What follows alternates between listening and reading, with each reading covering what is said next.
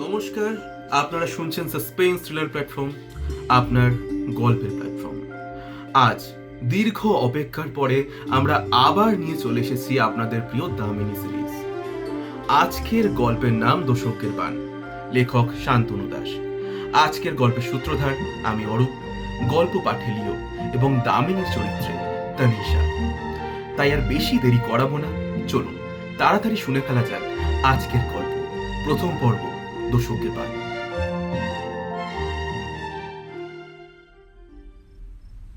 অগোছালো ড্রয়িং প্লেসটা গোছাতে গোছাতেই দামিনী নজরুল গীতি গুনগুনিয়ে চলেছে। পরনে গাঢ় ওয়াইন কালারে সিল্কের নাইট গাউন। গত 3 দিন হলো বিজয়া ছুটি নিয়ে নিজের দেশের বাড়ি বর্ধমানে গেছে। বিজয়া ফিরবে বিজয়া কাটিয়ে, মানে পুজোর পর।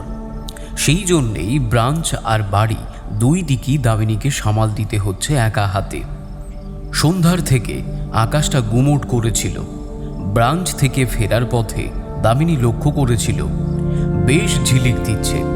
সেটা বেড়ে গিয়ে এখন গুড়গুড় শব্দে ঠেকেছে, অর্থাৎ রাতে মেদিনী ভালো রকমভাবে সিক্ত হতে চলেছে। ড্রয়িং প্লেসে থাকা পেন্ডুলাম ক্লকটা ঢং শব্দে জানান দেয় রাত্রি 8:30 বাজে।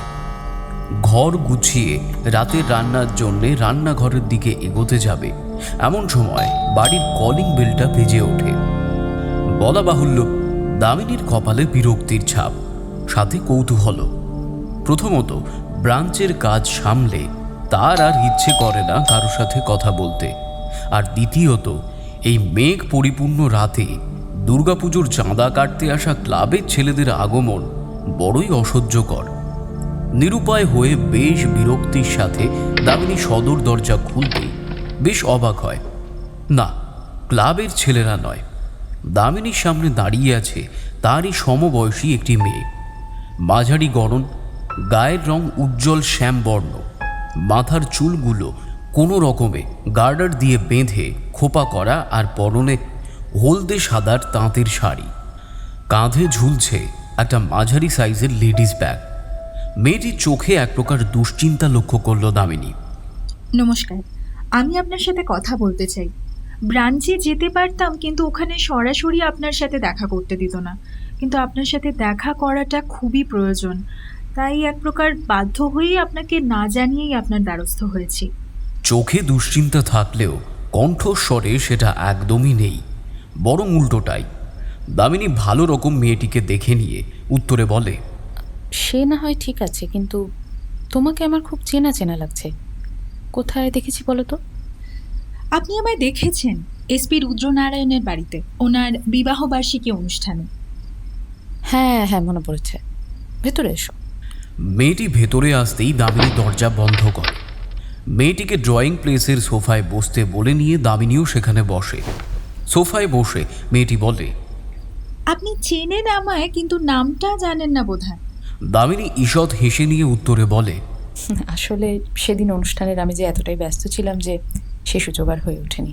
মেয়েটিও প্রতি উত্তরে হেসে বলে, আমার নাম ইন্দিরা, ইন্দিরা সিংহ রায়। আশু বিশ্বাস লেখে আমার বাড়ি। আমার বাবার সাথে রুদ্রনারায়ণ বাবুর বেশ বন্ধুত্বপূর্ণ সম্পর্ক, আর সেই সূত্র ধরেই ওনার বাড়িতে যাতায়াত। আমার সাথে দেখা করার কারণটা কিন্তু এখনো ক্লিয়ার হলো না। ইন্দিরা নিজের ব্যাগের ভেতর থেকে একটা খবরের কাগজ বের করে নিয়ে দামিনীর সামনে তুলে ধরে। দামিনী দেখে ভিতরের পাতায় একটা খবর আছে, যেটি লাল কালি দিয়ে মার্ক করে রাখা। দামিনী খেয়াল করল খবরের কাগজের তারিখ আজকের নয়, 15 দিন আগের। কাগজ খুলে ভিতরের পাতাতে চোখ রাখতেই সে দেখতে পায় একটা লাল কালি দিয়ে বক্স করা ছোট খবর। কাগজের মাঝখানের রোয়ের কোণার দিকে সেই খবরটি ছেপেছে। গতকাল ধোমগড় অঞ্চল সংলগ্ন রামপ্রসাদ সরণি এলাকায় অকস্মাৎ এক 25 বছর বয়সী মেয়ে মারা যায়। নাম কৃত্তিকা দত্ত বলি। তার হাতে ছিল সবজি ভর্তি একটি ব্যাগ। এলাকার লোকেরা জানিয়েছে মেয়েটিকে তারা চেনে এবং মেয়েটি প্রতিদিনই রামপ্রসাদ সরণিতে বাজার করতে আসত। এই রকম মৃত্যুতে তারা সকলে স্তম্ভিত এবং এলাকায় চাঞ্চল্যের সৃষ্টি হয়েছে। প্রথমে স্থানীয় দোকানদারেরা কৃত্তিকা দত্ত বণিকের অজ্ঞান ভাব দেখে সদর হাসপাতালে নিয়ে যায়। সেখানে গিয়ে জানতে পারে সে মৃতা। ময়না তদন্ত কেন্দ্রিক ডাক্তারি রিপোর্টে জানা গেল normal heart attack. Krittika Dutta বণিকের মৃত্যুই আমাদের শিক্ষা দিয়ে গেল হৃদযন্ত্র বিকল হতে কোনো বয়স লাগে না। খবরটা পড়ে নিয়ে দামিনী ইন্দিরার দিকে চেয়ে বলে, খবরটা চোখে পড়েনি এটা বলা ভুল হবে, কিন্তু অতটা গুরুত্ব দিইনি। সত্যি বলতে আমরা যেসব ভেজাল জিনিস খাই তাতে 25 তো ছাড়, 17তেও হার্ট অ্যাটাক হতে পারে। যাই হোক, এই কৃত্তিকা দত্ত বণিক তোমার কে হয়? আমার খুবই ঘনিষ্ঠ বান্ধবী। বর্ধমান বিটি কলেজে পড়ার সময় ওর সঙ্গে আমার আলাপ। তারপর আমি পড়া কমপ্লিট করে এখানে চলে আসি, আর বছর আড়াই হলো নিবেদিতা প্রাইমারি বালিকা বিদ্যালয়ে শিক্ষকতার কাজ করছি। কৃত্তিকাও আমার পরপরই বর্ধমানের একটি গার্লস স্কুলে চাকরি পায়। আমাদের মধ্যে দূরত্বের ব্যবধান থাকলেও টেলিফোনে আমরা যোগাযোগ রেখেছিলাম। সমস্যাটা কি? আমার সন্দেহ কৃত্তিকাকে খুন করা হয়েছে। ইন্দিরা কথাটা বলা মাত্রই তীব্র শব্দে একটা বাজ, আর সেই সঙ্গে ড্রয়িং প্লেস অন্ধকার, ঝেঁপে নামে বৃষ্টি। মিনিট খানিকের মধ্যেই দামিনী ক্যান্ডেল স্ট্যান্ডে মোমবাতি জ্বালিয়ে নিয়ে সামনের টি টেবিলের উপরে রাখে। তারপর ইন্দিরার উদ্দেশ্যে স্বাভাবিক স্বরেই বলে, সন্দেহ হলেই তো হবে না ইন্দিরা, সন্দেহের কারণটাও তো জানাতে হবে। মনে করো আমি সন্দেহ করছি যে তুমি চোর, কিন্তু কেন আমি তোমাকে চোর সন্দেহ করছি? চুরির সময় কি তুমি সেখানে উপস্থিত ছিলে? অথবা যে জিনিসটা চুরি গেছে সেটার আভাস তোমার কাছে আমি কি পেয়েছি? এমন কারণ থাকলে তবেই তো সন্দেহ তোমার দিকে যাবে।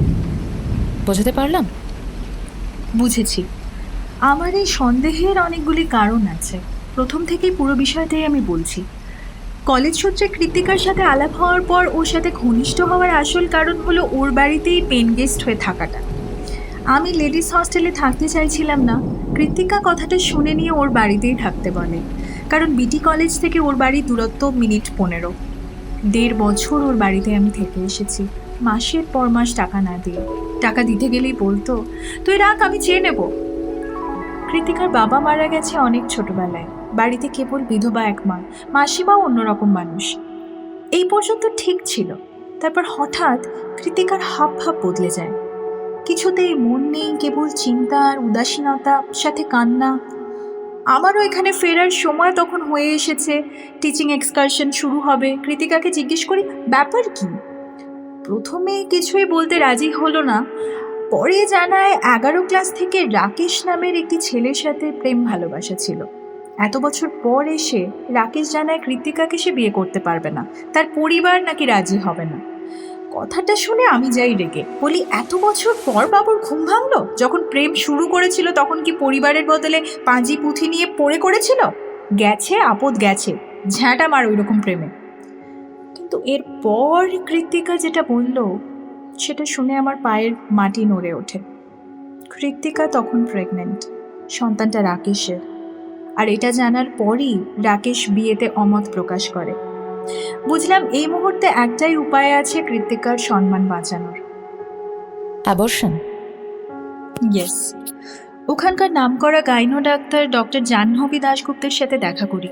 কলেজের একটি ফেস্টিভ্যালে ইনি আসেন, আর তখনই পরিচয় হয়।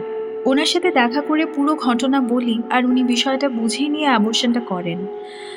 আমি চলে আসি এখানে, কিন্তু কৃত্তিকার মন আগের জায়গায় ফেরে না। আসলে মেয়ে মানুষ তো, মা হবার স্বাদটুকু পেল, কিন্তু মা হবার মুক্তিটুকু পেল না। নিজেকে নিজের সন্তানের হত্যাকারিণী মনে করতে আরম্ভ করে। এটাই এত পরিমাণে বেড়ে যায় যে মানসিক চিকিৎসা প্রয়োজন হয়ে পড়ে।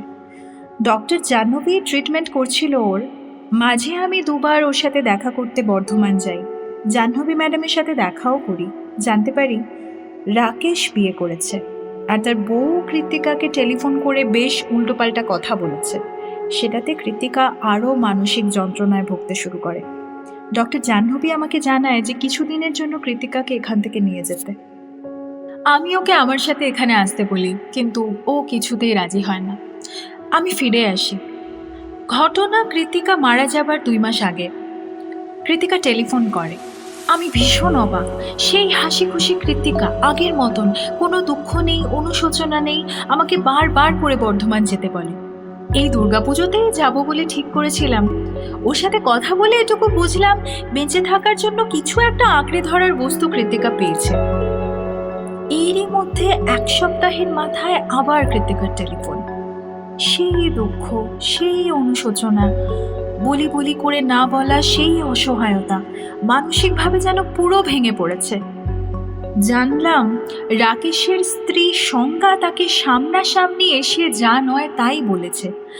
কারণটা হলো কেন কৃত্তিকা রাকেশের সঙ্গে দেখা করেছে, কিন্তু কৃত্তিকা আমায় জানিয়েছিল ও নয়, বরং রাকেশই ওকে টেলিফোন করে বারবার দেখা করার কথা বলতো, যার ফলে এক প্রকার বাধ্য হয়েও দেখা করে, আর সেটা সংজ্ঞা জানতে পারে। এরপর কৃত্তিকার মারা যাওয়া। আমাকে কৃত্তিকার মা টেলিফোন করে আর আমি বর্ধমান যাই। শেষ কৃত্যের কাজ শেষ করে পরশু আমি ফিরেছি। একটু বলে ইন্দিরা একটা বড় সড়ো নিঃশ্বাস ছাড়ে, তারপর বলতে শুরু করে। কৃত্তিকার যন্ত্রণা আমি দিনের পর দিন চোখের সামনে দেখেছি। সহ্য করার ক্ষমতা ওর মারাত্মক ছিল। ডক্টর জাহ্নবীর সঙ্গেও দেখা করি, তিনিও আমারই মতো অবাক হয়েছেন। সংজ্ঞার কথা আমাকে বলেন, আর সাথে এটাও বলেন তিনি নিজে সংজ্ঞার সাথে কথা বলতে গিয়েছিলেন, আর সংজ্ঞা জাহ্নবীকে খুবই অপমান করেছে।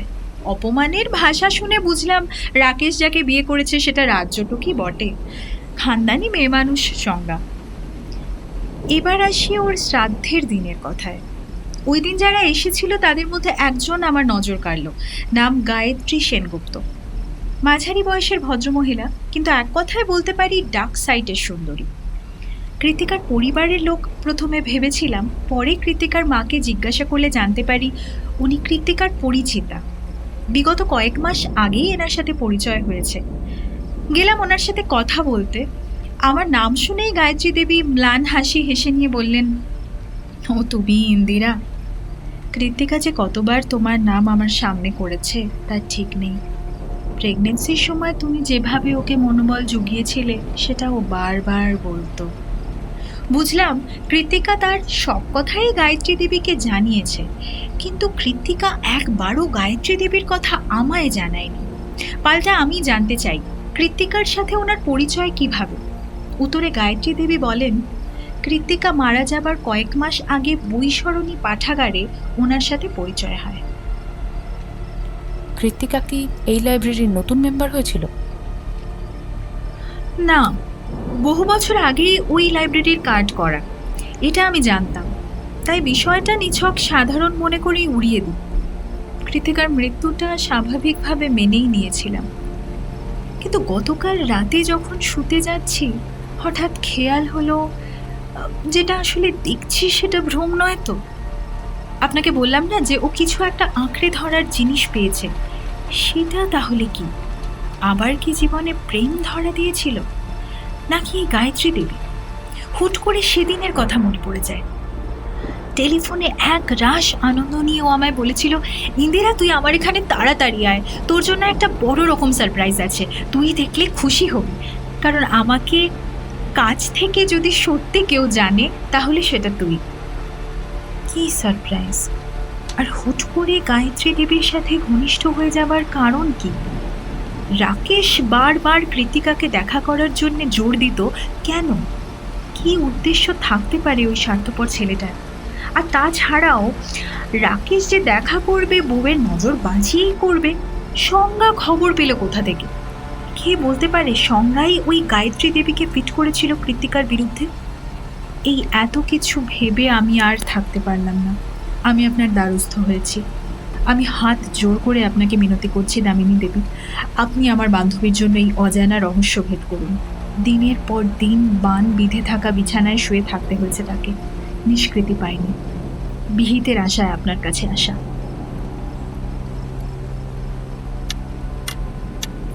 ঘরে ঘড়ির টিকটিক শব্দ, দামিনী চুপ করে বসা। গভীর মনোযোগের সাথে সে ইন্দিরার কথাগুলো শুনল, কিন্তু শুনে নিয়ে একটাই প্রশ্ন করল, চা খাবে? অনেক কথা বলে গলা শুকিয়ে গেছে বোধহয়। বাইরের বৃষ্টির গতি ক্রমশ বাড়ছে। দামিনী 2 পেয়ালা চা করে নিয়ে এসে টেবিলের উপরে রাখে। সোফায় বসে নিয়ে চায়ে ছোট্ট একটা চুমুক দিয়ে নিয়ে এসে বলে, বুঝলে ইন্দিরা, তোমার ঘটনার সাথে আমার পুরনো একটা কেসের কথা মনে পড়ে যাচ্ছে। প্রজ্ঞা নামের নায়িকার খুন। জানি, খবরের কাগজে পড়েছিলাম, খুব চর্চা হয়েছিল সে কেসের। সেখানেও প্রজ্ঞার মৃত্যুকে হার্ট অ্যাটাক বলা হয়েছিল, কিন্তু সেখানে পয়েন্ট ছিল, কারণ ওই সময় জেনারেল ডক্টর ডেথ সার্টিফিকেট লিখেছিলেন। কিন্তু এখানে তো কৃতিকার পোস্টমর্টেম হয়েছে। কী সূত্রে কেস ধরব? ব্রাঞ্চ কেস নেবেই বা কেন? হেডকোয়ার্টারে কোন এভিডেন্সের ভিত্তিতে কেসকে রিওপেন করব? ইন্দিরার কোনো উত্তর নেই। সে চুপচাপ স্থির হয়ে মাথা নিচু করে বসা। চা খাও। দামিনীর কথাতে ইন্দিরা হাতে পেয়ালা তুলে নিয়ে চায়ে চুমুক দেয়। এক প্রকার নিরাশাই সে হাতে পেল। দামিনীর ঠোঁটের কোণে অদ্ভুত রকমের এক হাসি। সে অপলক দৃষ্টিতে ইন্দিরার দিকে চেয়ে আছে। পুজোর মাত্র কয়েকটা দিনই বাকি। কৈলাস পাটরানী উমার আগমনের, পিতৃপক্ষের অবসান ঘটিয়ে দেবীপক্ষের সূচনা সূচিত হবে এই ধরাধামে। তবে এই পুজোয় বরুণদেব কতটা বিমুখ থাকবেন সেটা প্রশ্নের। ইন্দিরা চা শেষ করে বেশ নিরাশ ভরা স্বরেই বলে, ঠিক আছে, আমি উঠছি আজকে। বলেই সে সোফা ছেড়ে উঠে সদর দরজার দিকে এগোতে থাকে। হঠাৎ দামিনী পেছন থেকে বলে ওঠে, অফিসিয়ালি কাজ করতে না পারলেও আনঅফিসিয়ালি কাজে বাধা দেওয়ার ক্ষমতা কারো নেই।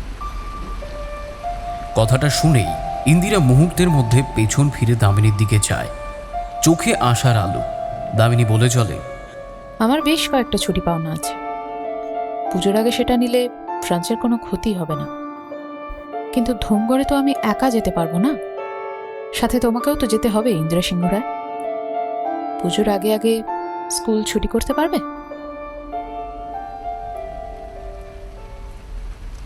ছুটি পাবো বলে মনে হচ্ছে না। এসপির মতিগতি বড়ই অদ্ভুত। দামিনীর বাড়ির ড্রয়িং প্লেসে বসে সর্বরী গালে হাত রেখে বেশ উদাসীনভাবেই সৌরজাকে কথাটা বলে। গত রাতের বৃষ্টির রেশ এই রাতেও ধরা দিয়েছে। এক নাগাড়ে ঝিরঝিরিয়ে চলেছে। দামিনী রান্নাঘরের কাজে ব্যস্ত। আজ সকালে ব্রাঞ্চে পৌঁছে ইন্দিরার সাথে হওয়া কথাগুলো সে সর্বরী আর সৌরজাকে জানায়। ব্রাঞ্চে থাকাকালীন এই বিষয়ে কোনো রকম কথা হয়নি।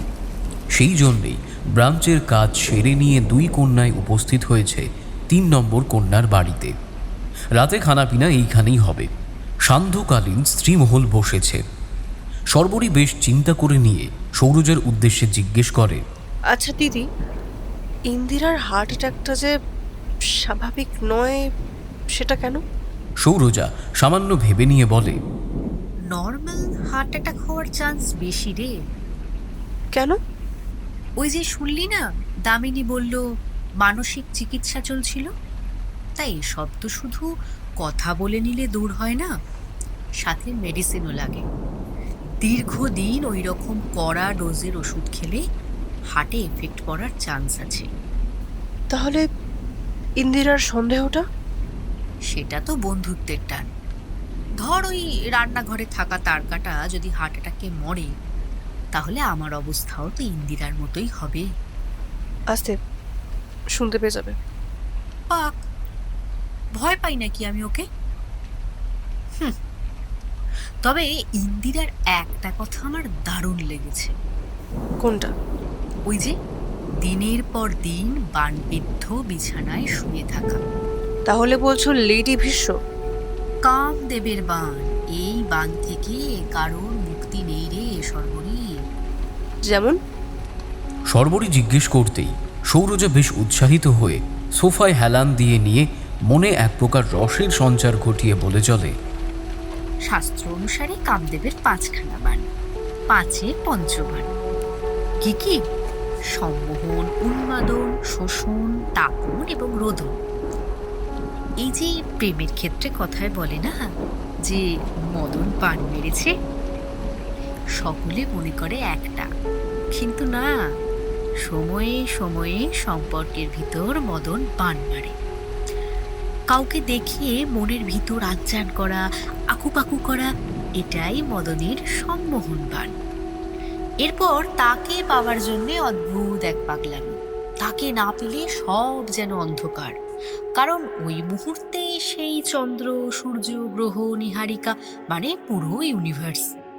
এটা উন্মাদন বান। এরপর তাকে পেয়ে একে অপরের মধ্যে অভিভাবক সত্তা জন্ম নেওয়া, যে তুমি এটা করবে না, ওটা করবে না, এর সাথে মিশবে না, শোষণ বান। এরপর যদি বিয়ে পর্যন্ত সম্পর্ক টেকে তাহলে দুইজনের শরীরের উষ্ণ মিলন, মানে ফুলশয্যা, তাপন বান। তবে যা দেখছি এখন মদন বিয়ে পর্যন্ত আর অপেক্ষা করে না, তার আগেই তাপন বান ছুঁড়ে মারে। সব শেষে রোদন বান, মানে কান্না, সম্পর্কের শেষ ভাগ। কারণ তখন একে অপরের কাছ থেকে আর কিছু পাবার নেই। সাংসারিক কলহ, দাম্পত্য কলহ বা প্রেমিক প্রেমিকার কলহ সব মিশে একাকার। আরে বারে চিকিৎসক, প্রেমের ভাষণ ভালোই ঝাড়ছ দেখছি। পরিচিতা কণ্ঠস্বর শোনা মাত্রই দুইজনে থতমত খেয়ে পেছন ফিরতেই দেখে রান্নাঘরের দরজার সামনে পিতলের খুন্তি হাতে দামিনী দাঁড়িয়ে, মুখে এক রাশ রাগ। দামিনী বলে চলে, তাও ওই শ্রৈণ ভেড়ার সাথে প্রেমের টাইমে তো কামদেব 4খানা বান মেরেই রেখেছে। লাস্ট বানটা কবে মারবে? নাকি সেই দায়িত্বটা কামদেব আমার কাঁধে চাপিয়ে রেখেছে? আমি গরমে হেজে মরছি রান্নাঘরে, আর ম্যাডাম এখানে জুনিয়রকে প্রেম পাঠ পড়াচ্ছে। সর্বরী হাসতে হাসতে শুরু করে। দামিনী থামে না, সে বলে চলে, বলি, রান্নাঘরে আদাটা অর্ধেক বেটে এখানে এসে বসে আছো, সেটা শেষ করবে কে? কেন? আদা না ছেঁচলে তোমার আমার সম্পর্ক খারাপ হবে বুঝি? সেটা ছেঁচলেও হবে, না ছেঁচলেও হবে। আর তারকা হার্ট অ্যাটাকে মরলে তো সুবিধাই, প্রেমের রাস্তা ক্লিয়ার। বেশি টেটিয়ে কথা বলবি না আমার সাথে। বেশি করলে শরবতে ব্যারামেক্সিন গুলিয়ে খাইয়ে দেবে। তারপর পোস্টমর্টম করতে তো আমার দুয়ারেই আসবে। তখন কি লিখতে হবে আমি বুঝে নেব। হুমকি দিচ্ছ নাকি? হ্যাঁ, দিচ্ছি। তোর দাপটে ব্রাঞ্চের সকলে ছুঁচো হয়ে থাকতে পারে, এসপি রুদ্রনারায়ণ থমকে যেতে পারে, কিন্তু এই ডাক্তার সৌরজা মিত্র নয়। সর। বলেই দামিনীকে ঠেলা দিয়ে সরিয়ে রান্নাঘরে ঢোকে। অন্যদিকে সর্বরী হাসতে হাসতে সোফা থেকে পড়ে যেতে পারলে যেন বাঁচে। দামিনী সেটা দেখে নিয়ে খিচিয়ে মিচিয়ে বলে ওঠে, হাসো, পুরি 32 নিকালতে হাসো, পারলে 32খানা হাতে বের করে নিয়ে হাসো। না, আমি বলছিলাম আমিও যদি রান্নাঘরে গিয়ে। থাক, তোমাকে আর ওখানে গিয়ে ভেলকি দেখাতে হবে না, এখানে বসেই দাঁত কেলাম চত্বসব। রাগে গজগজ করতে করতে দামিনী রান্নাঘরে ঢুকতেই হাসতে হাসতে সর্বরী বলে ওঠে, আর কত রঙ্গ দেখবো সেন সরকার পরিবারে। দেখবার মতো 3টে বিষয়ই তো আছে। এসিপি রুদ্রনারায়ণের ঘরে বসে সৌরজা বলে কথাটা। এসিপির মেজাজ একেবারে খাপ্পা। দিনে দিনে ক্রাইম মাথার চুলের মতো বাড়ছে। সামনে পুজো, তার আগে শুধু দামিনী নয়, সৌরজা আর সর্বরীকেও ছুটি দিতে হবে। ব্রাঞ্চ খাঁখা করে উঠবে। তাই বুড়ো বিড়ালের গলায় ঘণ্টা বাঁধতে দামিনী সৌরজাকে শেয়ানা বিড়ালের কাছে পাঠিয়েছে। সৌরজার মুখে ছুটির আর্জি শুনে রুদ্রনারায়ণ বেশ সন্দেহ হয়, বলে, দামিনীকে আমি একবর্ণ বিশ্বাস করি না। হাওড়ায় পুতলে যে মালটি হুলুলুতে মাটি পুড়ে উঠতে পারে তাকে বিশ্বাস অসম্ভব। সত্যি করে বলো তো সৌরজা, নতুন কোনো কেস না তো যার জন্য ছুটি চাইছো? তাও ঘুরতে যেতে চাইছো ধুমঘরে? দেখার মতো একটা জমিদার বাড়ি ছাড়া আর তো ওখানে কিছু নেই। না না না না না, কোনো কেস নয়, কেবল জামা কাপড় ভর্তি সুটকেস। আমার কেমন যেন সন্দেহ হচ্ছে। তাহলে দামিনীকে আপনার কাছে পাঠাই? না, ওর সাথে আমি কথা বলতে চাই না। ও আসলেই আমার ব্লাড প্রেশার বেড়ে যায়। হাই ব্লাড প্রেশারের পর হার্ট ফেল হওয়াটা কনফার্ম। মানে সত্যি করে বলো তো তুমি কার দলে? আমি নিরপেক্ষ। ওটাই ভয়ঙ্কর। যাই হোক, যাও কদিন ঘুরেই এসো। তুমি নিজে থেকে এসে রিকোয়েস্ট করলে বলেই ছুটি মঞ্জুর করলাম। হাজার হোক, তোমাকে তো আমি নিজের বাড়ির বড় মেয়েই বলে মনে করি, তোমার কথা ফেলতে পারি না। আপনার ছোট মেয়েটিও তো। বললাম না, ওর ব্যাপারে কোনো কথা বলতে চাই না আমি। পুজোর আগেই আপোজটা বিদায় হোক ব্রাঞ্চ থেকে। আর ওখানে যদি ভালো জঙ্গল থাকে তাহলে ওটাকে ওখানেই ছেড়ে দিয়ে আসবে, কেমন? নিজেকে খুব সিংহী মনে করে। তা ধমগড় কিসে যাবে? হুইসেল বাজিয়ে 12:32 হাওড়ার 12 নম্বর প্ল্যাটফর্ম থেকে ছাড়তে শুরু করে জামালপুর এক্সপ্রেস। এক ট্রেনেই ধমগড় পৌঁছাবে। ট্রেন ঠিকঠাক চললে 2 ঘন্টা 15 মিনিটের মধ্যে ধমগড় জংশন। ফার্স্ট ক্লাস কামরাতে 4 জনে বসা। ইন্দিরার সাথে দামিনী সৌরজা আর সর্বরীর পরিচয় করিয়ে দেয়। সৌরজা কৃত্তিকার মানসিক রোগ বিষয়ক বেশ কিছু প্রশ্ন করে নিয়ে উত্তরগুলো নিজের নোটপ্যাডে লিখে রাখে। দামিনী বই পড়তে ব্যস্ত, কিন্তু কাজ সজাগ ইন্দিরার কথাতে। ট্রেনের গতি বেশ ভালো থাকায় সময় মতোই ধমগড় জংশনে এসে ট্রেন থামে। ট্রেন থেকে 3 নম্বর প্ল্যাটফর্মে নামে 4 জনে। 4 জনেরই হাতে একটা করে ছোট লাগেজ। ওভারব্রিজ পেরিয়ে স্টেশন চত্বরের বাইরে আসতেই সর্বরী বেশ অবাক হয়। ভ্যান রিক্সা নয়, পরপর দাঁড়িয়ে আছে এখানকার যানবাহন, ঘোড়ায় টানা টাঙ্গা। ঠিক যেমন লখনৌ শহরে চলে, কতকটা সেই রকম। 4 জনে সেদিকে এগিয়ে যেতেই টাঙ্গাওয়ালারা ব্যস্ত হয়ে পড়ে। ইন্দিরা তার মধ্যে থেকে এক টাঙ্গাওয়ালার উদ্দেশ্যে বলে, 4 জন আছি, একটা টাঙ্গা পুরো, রামপ্রসাদ সরণি। টাঙ্গাওয়ালারা মাথা নেড়ে সম্মতি জানালে 4 জনে টাঙ্গার পিঠাপিঠি চেপে বসে। সৌরজা আর দামিনীর মাঝে টাঙ্গাওয়ালা বসে ঘোড়ার লাগাম টানতে বাদামি রঙের ঘোড়া ঝুমঝুম শব্দে চলতে শুরু করে। সৌরজা টাঙ্গাওয়ালাটার সাথে আসর জমিয়ে বসে। এলাকার কথা, টাঙ্গা কতদিন চালায়, ঘোড়া কি খায়, ওর নাম কি, এইসব। ঘোড়াটির নাম বাদশাহ। ঘণ্টা, রঙিন পালক, পায়ে ঝুমঝুমি পরে নিয়ে বেশ সেজেছে। মাঝে একবার টাঙ্গাওয়ালাটি হাতে ধরে রাখা চাবুকটি তুলে বাদশাকে আঘাত করতে গেলে দামিনী বেশ কড়া স্বরে বলে, একদম মারবে না, ও যেমন চলছে তেমনই চলবে, আমাদের কোনো তাড়া নেই। আমার পছন্দই নয় টাঙাচড়া, আগে জানলে গাড়ি নিয়েই আসতাম। টাঙ্গাওয়ালাটি আদেশ পালন করে। রাস্তা খুবই সুন্দর, যার জেরে টাঙ্গায় পথ চলতে অসুবিধা একেবারেই হয় না। মিনিট 15 পর টাঙ্গা থামে রামপ্রসাদ সরণিতে। ভাড়া মিটিয়ে একটা সরু রাস্তা ধরে 4 জনে এগিয়ে চলে। পরিবেশ মোটামুটি শান্ত প্রকৃতির। 3 জনকে নিয়ে একটা সাদা রঙের দোতলা বাড়ির সামনে দাঁড়ায়। বাড়িটি পুরানো আদলের হলেও সংস্করণ যে করা হয়েছে তাতে কোনো সন্দেহ নেই। বাড়ির ফলকে লেখা দত্ত বণিক ভিলা। আমি ওই উপরের কোণার ঘরটায় থাকতাম। ইন্দিরা কথাটা বললে সকলে বুঝতে পারে এটা কৃত্তিকার বাড়ি। ইন্দিরা বাগান ঘেরা বাড়ির গেট খুলে ভিতরের দিকে এগিয়ে যায়। সদর দরজার কাছে এগিয়ে বার কয়েক টোকা দিতেই খুলছি। কণ্ঠস্বর ভেসে আসে। দরজা খুলতেই দেখে মাঝ বয়সী এক ভদ্র মহিলা দাঁড়িয়ে, পরনে সাদা থান, মাথার চুল সামান্য আলুথালু, চোখে মুখে কষ্টের একটা ছাপ একেবারে স্পষ্ট, কিন্তু একটা অদ্ভুত চটক অবশ্যই আছে।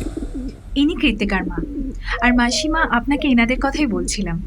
ইনি ব্রাঞ্চ ইনচার্জ দামিনী সেন সরকার, ফরেন্সিক ডাক্তার ডক্টর সৌরজা মিত্র, আর ইনি সাব ইন্সপেক্টর সর্বরী মুখার্জি। ইন্দিরার প্রতি উত্তরে ভদ্রমহিলা জোর হাতে বলে ওঠেন, নমস্কার, আমি যামিনী দত্ত বণিক, ভিতরে আসুন। কৃত্তিকার বাড়ি বেশ সাজানো গোছানো, বিশেষত ড্রয়িং প্রেস খুবই সুন্দর। যামিনী দেবী ইন্দিরাকে সাথে করে নিয়ে সকলের উদ্দেশ্যে চা পরিবেশন করেন। দামিনী চায়ের কাপ হাতে তুলে নিয়ে প্রথমেই যে প্রশ্নটা করে তাতে যামিনী দেবীর কোনো রকম উদ্বেগ প্রকাশ হয় না। আপনি আপনার মেয়ের বিষয়ে কী ভাবেন যামিনী দেবী? সাধারণ মৃত্যু? বাজার করতে গিয়ে মারা যায়, এটাকে আর কি বলবো? অনেক কিছুই বলবেন। কোল্ড পয়জন হতে পারে, ইচ্ছাকৃত মানসিক চাপের সৃষ্টি হতে পারে, সেটাও খুনের আন্ডারে পড়ে। আমি জানি না, আমি খবর পাই সদর পুলিশ স্টেশনের টেলিফোনে। ওখানকার পিআই টেলিফোন করেছিলেন। রাকেশের ব্যাপারে আপনি জানতেন? হ্যাঁ, তবে অনেক পরে। কৃত্তিকা আমায় জানিয়েছিল। রাকেশের সাথে 11 ক্লাস থেকে সম্পর্ক, তারপর ভেঙে যায়। ভেঙে যাওয়ার কারণ কিছু বলেনি? না, শুধু ওইটুকুই বলেছিল যে এতদিন ভালো লেগেছিল, তাই ছিল, এখন লাগছে না, তাই ছেড়ে দিয়েছে। যামিনী দেবীর কথার প্রসঙ্গে দামিনী বুঝতে পারে কৃত্তিকার অন্তঃসত্ত্বা হবার ব্যাপারটা যামিনী দেবী জানতেন না। দামিনী চায় চুমুক দিয়ে নিয়ে জিজ্ঞেস করে, গায়ত্রী সেনগুপ্ত, এর নাম শুনেছেন তো? হ্যাঁ, ইন্দিরার মুখে শুনলাম এর সাথে বিগত কয়েক মাস মৃত্তিকার খুব ভালো সম্পর্ক গড়ে উঠেছিল। হ্যাঁ, গায়ত্রীদি এই বাড়িতেই যাতায়াত করতেন। আপনার অবাক লাগেনি? কেন অবাক লাগবে কেন? আপনার মেয়ের মানসিক অবস্থা যেখানে ঠিক ছিল না, সেই মুহূর্তে একজন মাঝবয়সী স্ত্রীলোকের সঙ্গে ঘনিষ্ঠ হওয়াটাই তো অবাক হওয়ার বড় কারণ হতে পারে। আমি এতদিন তলিয়ে বিষয়টা দেখিনি। যামিনী দেবীর কথাতে দামিনী অপলক নজরে চেয়ে থাকে ওনার দিকে। বাকিরাও তাই। চা পর্ব শেষ হলেই যামিনী দেবী চেয়ার ছেড়ে উঠে দাঁড়িয়ে রান্নাঘরের দিকে চলে যায়। অতিথি আপ্যায়নের ব্যবস্থা করতে হবে। সর্বরী সামান্য হেসে নিয়ে ইন্দিরার উদ্দেশ্যে জানতে চায়, এই এই বাড়ির বয়স কত? আদলটা তো বেশ পুরনো। কৃত্তিকার সাথে কথা বলে যা বুঝতে পেরেছি তাতে 350 বছরের পুরনো তো নয়ই। কেন? এই কারণেই যে কৃত্তিকা মাঝখানে স্বাভাবিক হয়েছিল, সেটার গোপন রহস্যটা কি? খাবার টেবিলে বসে সর্বরী যামিনী দেবীকে বলতেই তিনি অবাক হন। বলেন, রাকেশের পর কারোর সাথে আমার মেয়ে সম্পর্কে জড়িয়েছিল কিনা আমার জানা নেই। মেয়েটি আপনারই তো, যামিনী দেবী? মানে? যেটাই জিজ্ঞেস করছি সেটা হয় শোনেননি, নইলে জানেন না। যেটা জানি না সেটাকে জানি বলি কি করে? তবে হ্যাঁ, এটা ঠিক মাঝে কৃত্তিকা স্বাভাবিক হয়েছিল। সংজ্ঞা দেব শর্মা নাম শুনেছেন? হ্যাঁ, কৃত্তিকার মুখেই, রাকেশের স্ত্রী। কৃত্তিকার সঙ্গে সংজ্ঞার দেখা হয়েছিল? হলেও হতে পারে, তবে তাহলে আপনি জানেন না। ভালো। তা আপনি তো রাকেশের কথা পরে জেনেছেন। কৃত্তিকার কথাতে এমন কোনো আভাস পেয়েছিলেন যে আপনার অবর্তমানে রাকেশ ওই বাড়িতে যাতায়াত করতো কিনা? আমার মনে হয় না সেটা হতো। কৃত্তিকা আমার সাথে কথা বলার সময় বেশিরভাগ যেটা বলেছিল সেটা হলো রাকেশ কৃত্তিকাকে নিয়ে বাইরেই ঘুরতো, নিজের বাড়িতেও রাকেশ নিয়ে যায়নি। উপরে দোতলার ঘরে বসে ইন্দিরা কথাটা জানায়। কলেজে পড়তে এসে ইন্দিরা এই ঘরেই থাকতো। এর ঠিক পাশের ঘরটাই কৃত্তিকার। লক্ষ্য করার বিষয় হলো বাড়ির ঘরগুলি বেশ বড়, পুরানো আদলের জমিদার ঘরের মতো। দেয়ালে থাকা ঘড়িটা একটা ঢং শব্দ করে জানান দেয় বিকেল 4টে বাজে। সৌরজা চুল আঁচড়ে নিয়ে প্রশ্ন করে, ইন্দিরা, কৃত্তিকার বাবা কবে মারা যান? অনেক ছোটবেলাতে। তখন কৃত্তিকা 7-এ পড়তো। ওর বাবার বইয়ের বিজনেস ছিল। বই মানে? বইয়ের দোকান? হ্যাঁ, দত্তবণিক বুক হাউস। ওর বাবা মারা যাওয়ার পর এই ব্যবসা ধরেন মাসিমা। সত্যি বলতে ওই সময় ব্যবসা আর মেয়েকে মানুষ করা বেশ কঠিন হয়ে পড়েছিল। যামিনী দেবী বোধ হয় প্রেগনেন্সির ব্যাপারে মনে হয় না, অথবা অথবা জানলেও চেপে আছেন লোক নিন্দার ভয়ে। দামিনী মন দিয়ে কথাগুলি শুনছিল। একবার সে ঘরের দরজার দিকে চেয়ে ইন্দিরার দিকে চায়। ঘরের পর্দা হাওয়ায় ঈষৎ দুলল। অন্যদিকে ইন্দিরা বলে চলে, কৃত্তিকার সাথে মিশে যেটা বুঝেছি আমি, ও বড়ই আবেগপ্রবণ। মানুষকে বিশ্বাস করা, সাহায্য করা, কারোর বই কেনার টাকা নেই তার হাতে টাকা তুলে দেওয়া। আমি তো দেখেছি ওকে এগুলো করতে, কিন্তু কারোর কাছে কিচ্ছু চাইনি। এতক্ষণ পরে দামিনী একটা সিগারেট ধরিয়ে নিয়ে ধোঁয়া ছেড়ে হেয়ালি সুরে বলে ওঠে,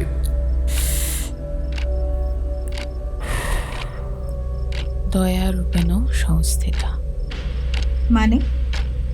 মানেটা হলো মানুষের অন্তরে যে মানুষের প্রতি দয়া স্বভাবটা কাজ করে, সেটাতেও দুর্গার অবস্থান। তোমার কথাই ধরো, তোমায় তো চিনতই না সে, তাও নিজের বাড়িতে থাকতে দিল মাসের পর মাস টাকা না নিয়ে। যামিনী দেবী, আমি এমন কিছু গোপনীয় আলোচনা করছি না যে বাইরে দাঁড়িয়ে আড়ি পেতে শুনতে হবে। ভেতরেই চলে আসুন। শেষের কথাগুলো শুনতে ঘরে তিনজন বেশ অবাক হয়। কয়েক সেকেন্ডের মধ্যে সাদা পর্দা সরিয়ে ঘরে প্রবেশ করেন যামিনী দেবী। বেশ কুণ্ঠা ভরা স্বরেই তিনি বলেন, না মানে আমি চা করব, আপনারা খাবেন কি না সেটার জন্য। সেটা পরে হলেও হবে, আপাতত এখানে এসে বসুন। কিন্তু আগের কথা আমার জানার আছে। দামিনীর আদেশ মতো তিনি ঘাটের একপাশে বসেন। গলার ধারে কাছে থাকা ঘামের বিন্দুগুলো শাড়ির আঁচলে মুছে নেন। দামিনী ধোঁয়া ছেড়ে নিয়ে জিজ্ঞেস করেন, বইয়ের বিজনেস কেমন চলছে? ভালো। আপনি একাই সামলান? না, আমার 2 জন লোক আছে, ওনার আমল থেকেই ওরা কাজ করে। নাম? মাধব হালদার আর বিশাল মজুমদার। বইয়ের ব্যবসাটা কি বংশ পরম্পরায়? না, এই ব্যবসাটা 2 পুরুষ ধরে। আমার শ্বশুর মশাই এই বইয়ের ব্যবসা আরম্ভ করেন। তার আগে এই বংশ নীল ব্যবসার সাথে যুক্ত ছিল। তারপর নীল চাষ বন্ধ হলে দত্ত বণিক বাড়ির হাল কিছুটা নেমে যায়। আমার শ্বশুর মশাই এই বইয়ের ব্যবসা ধরে, আবার হালটা ফিরিয়ে আনেন। গায়ত্রী দেবীর ঠিকানাটা বলুন। এখানকার সরকার বাজার নামের একটি জায়গা আছে, ওইখানেই। আপনি গায়ত্রী দেবীর বাড়িতে যাতায়াত করেননি? একবার গিয়েছিলাম, তাও কৃত্তিকার সাথেই। আপনি তো এটা নিশ্চয়ই জানতেন যে আপনার মেয়ের মানসিক একটা চিকিৎসা চলছিল? হ্যাঁ, ডাক্তার জাহ্নবী দাশগুপ্ত, উনিও শ্রাদ্ধের দিন এসেছিলেন। কৃত্তিকার প্রেসক্রিপশনগুলো আমার লাগবে। বেশ, দেব। কথাটা বলেই একটা দীর্ঘ নিঃশ্বাস ছেড়ে নিয়ে তিনি দামিনীকে জিজ্ঞেস করে ওঠেন, আপনার কি সত্যি মনে হচ্ছে যে আমার মেয়েকে কেউ খুন করেছে?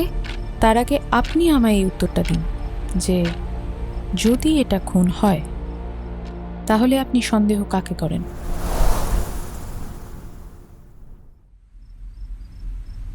কাউকেই না।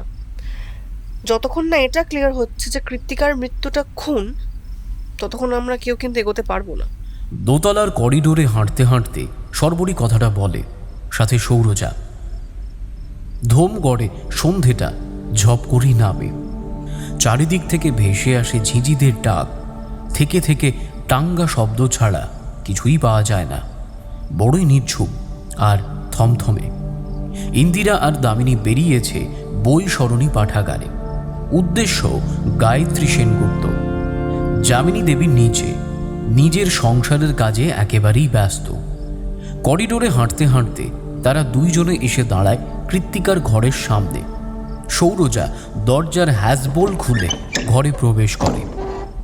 দেয়াল হাতড়ে ঘরে আলো জ্বালে। 2 জনেই স্তম্ভিত। এত সাজানো গোছানো ঘর খুব কম বাড়িতেই তারা দেখেছে। ঘরের পূর্ব দিকের দেয়ালে পেল্লায় 3x1.5 ফুটের একটা ছবি কৃত্তিকার। চোখগুলো বড়ই মায়া ঘেঁষা, স্নিগ্ধতা মেশানো মুখশ্রী। চারিদিকের দেওয়ালে গুটি কয়েকটি পৌরাণিক তৈলচিত্র। এছাড়া বাহারি কাজ করা একটি বড় খাট, ড্রেসিং টেবিল, তেপায়া আর কেদারা, একটি মাঝারি কাঠের বুকশেল, আর তাতে বিভিন্ন বিষয়ের বই ভর্তি। সৌরজা আর সর্বরী ভালো রকমভাবে ঘরের ময়না করে চলে। একটা ছোট্ট কাগজের টুকরো এই মুহূর্তে দরকারি। টেবিলের দেরাজ ঘাঁটতে ঘাঁটতে সর্বরী আবার প্রশ্ন করে, ডাক্তার দিদি, যামিনী দেবী কৃতিকার প্রেসক্রিপশনগুলো ম্যাডামকে দিয়েছিলেন? সেটা আমি কি করে জানবো? এটা যে খুন সেটা তো আপনারাই এসে বললেন। পাঠাগারের বড় হলঘরের খুব ধিমি স্বরে গায়ত্রী দেবী কথাটা বলেন দামিনী আর ইন্দিরাকে, যাতে লাইব্রেরিতে থাকা বাকি পাঠকদের অসুবিধা না হয়। কণ্ঠে অদ্ভুত একটা আত্মীয়তার ছাপ, ঠোঁটের কোণে স্নিগ্ধ একটা হাসির ছাপ যেন সবসময়ই বিরাজ করছে। ইন্দিরা ঠিকই বলেছিল, সত্যি সুন্দরী। গায়ত্রী দেবী বলে চলেন, কৃত্তিকার সাথে আমার পরিচয় এই লাইব্রেরিতেই। গত 3 মাস মতো হলো আমি জয়েন করেছি। এখানে আসার পর লক্ষ্য করতাম সন্ধ্যের দিকে কৃত্তিকা আসতো।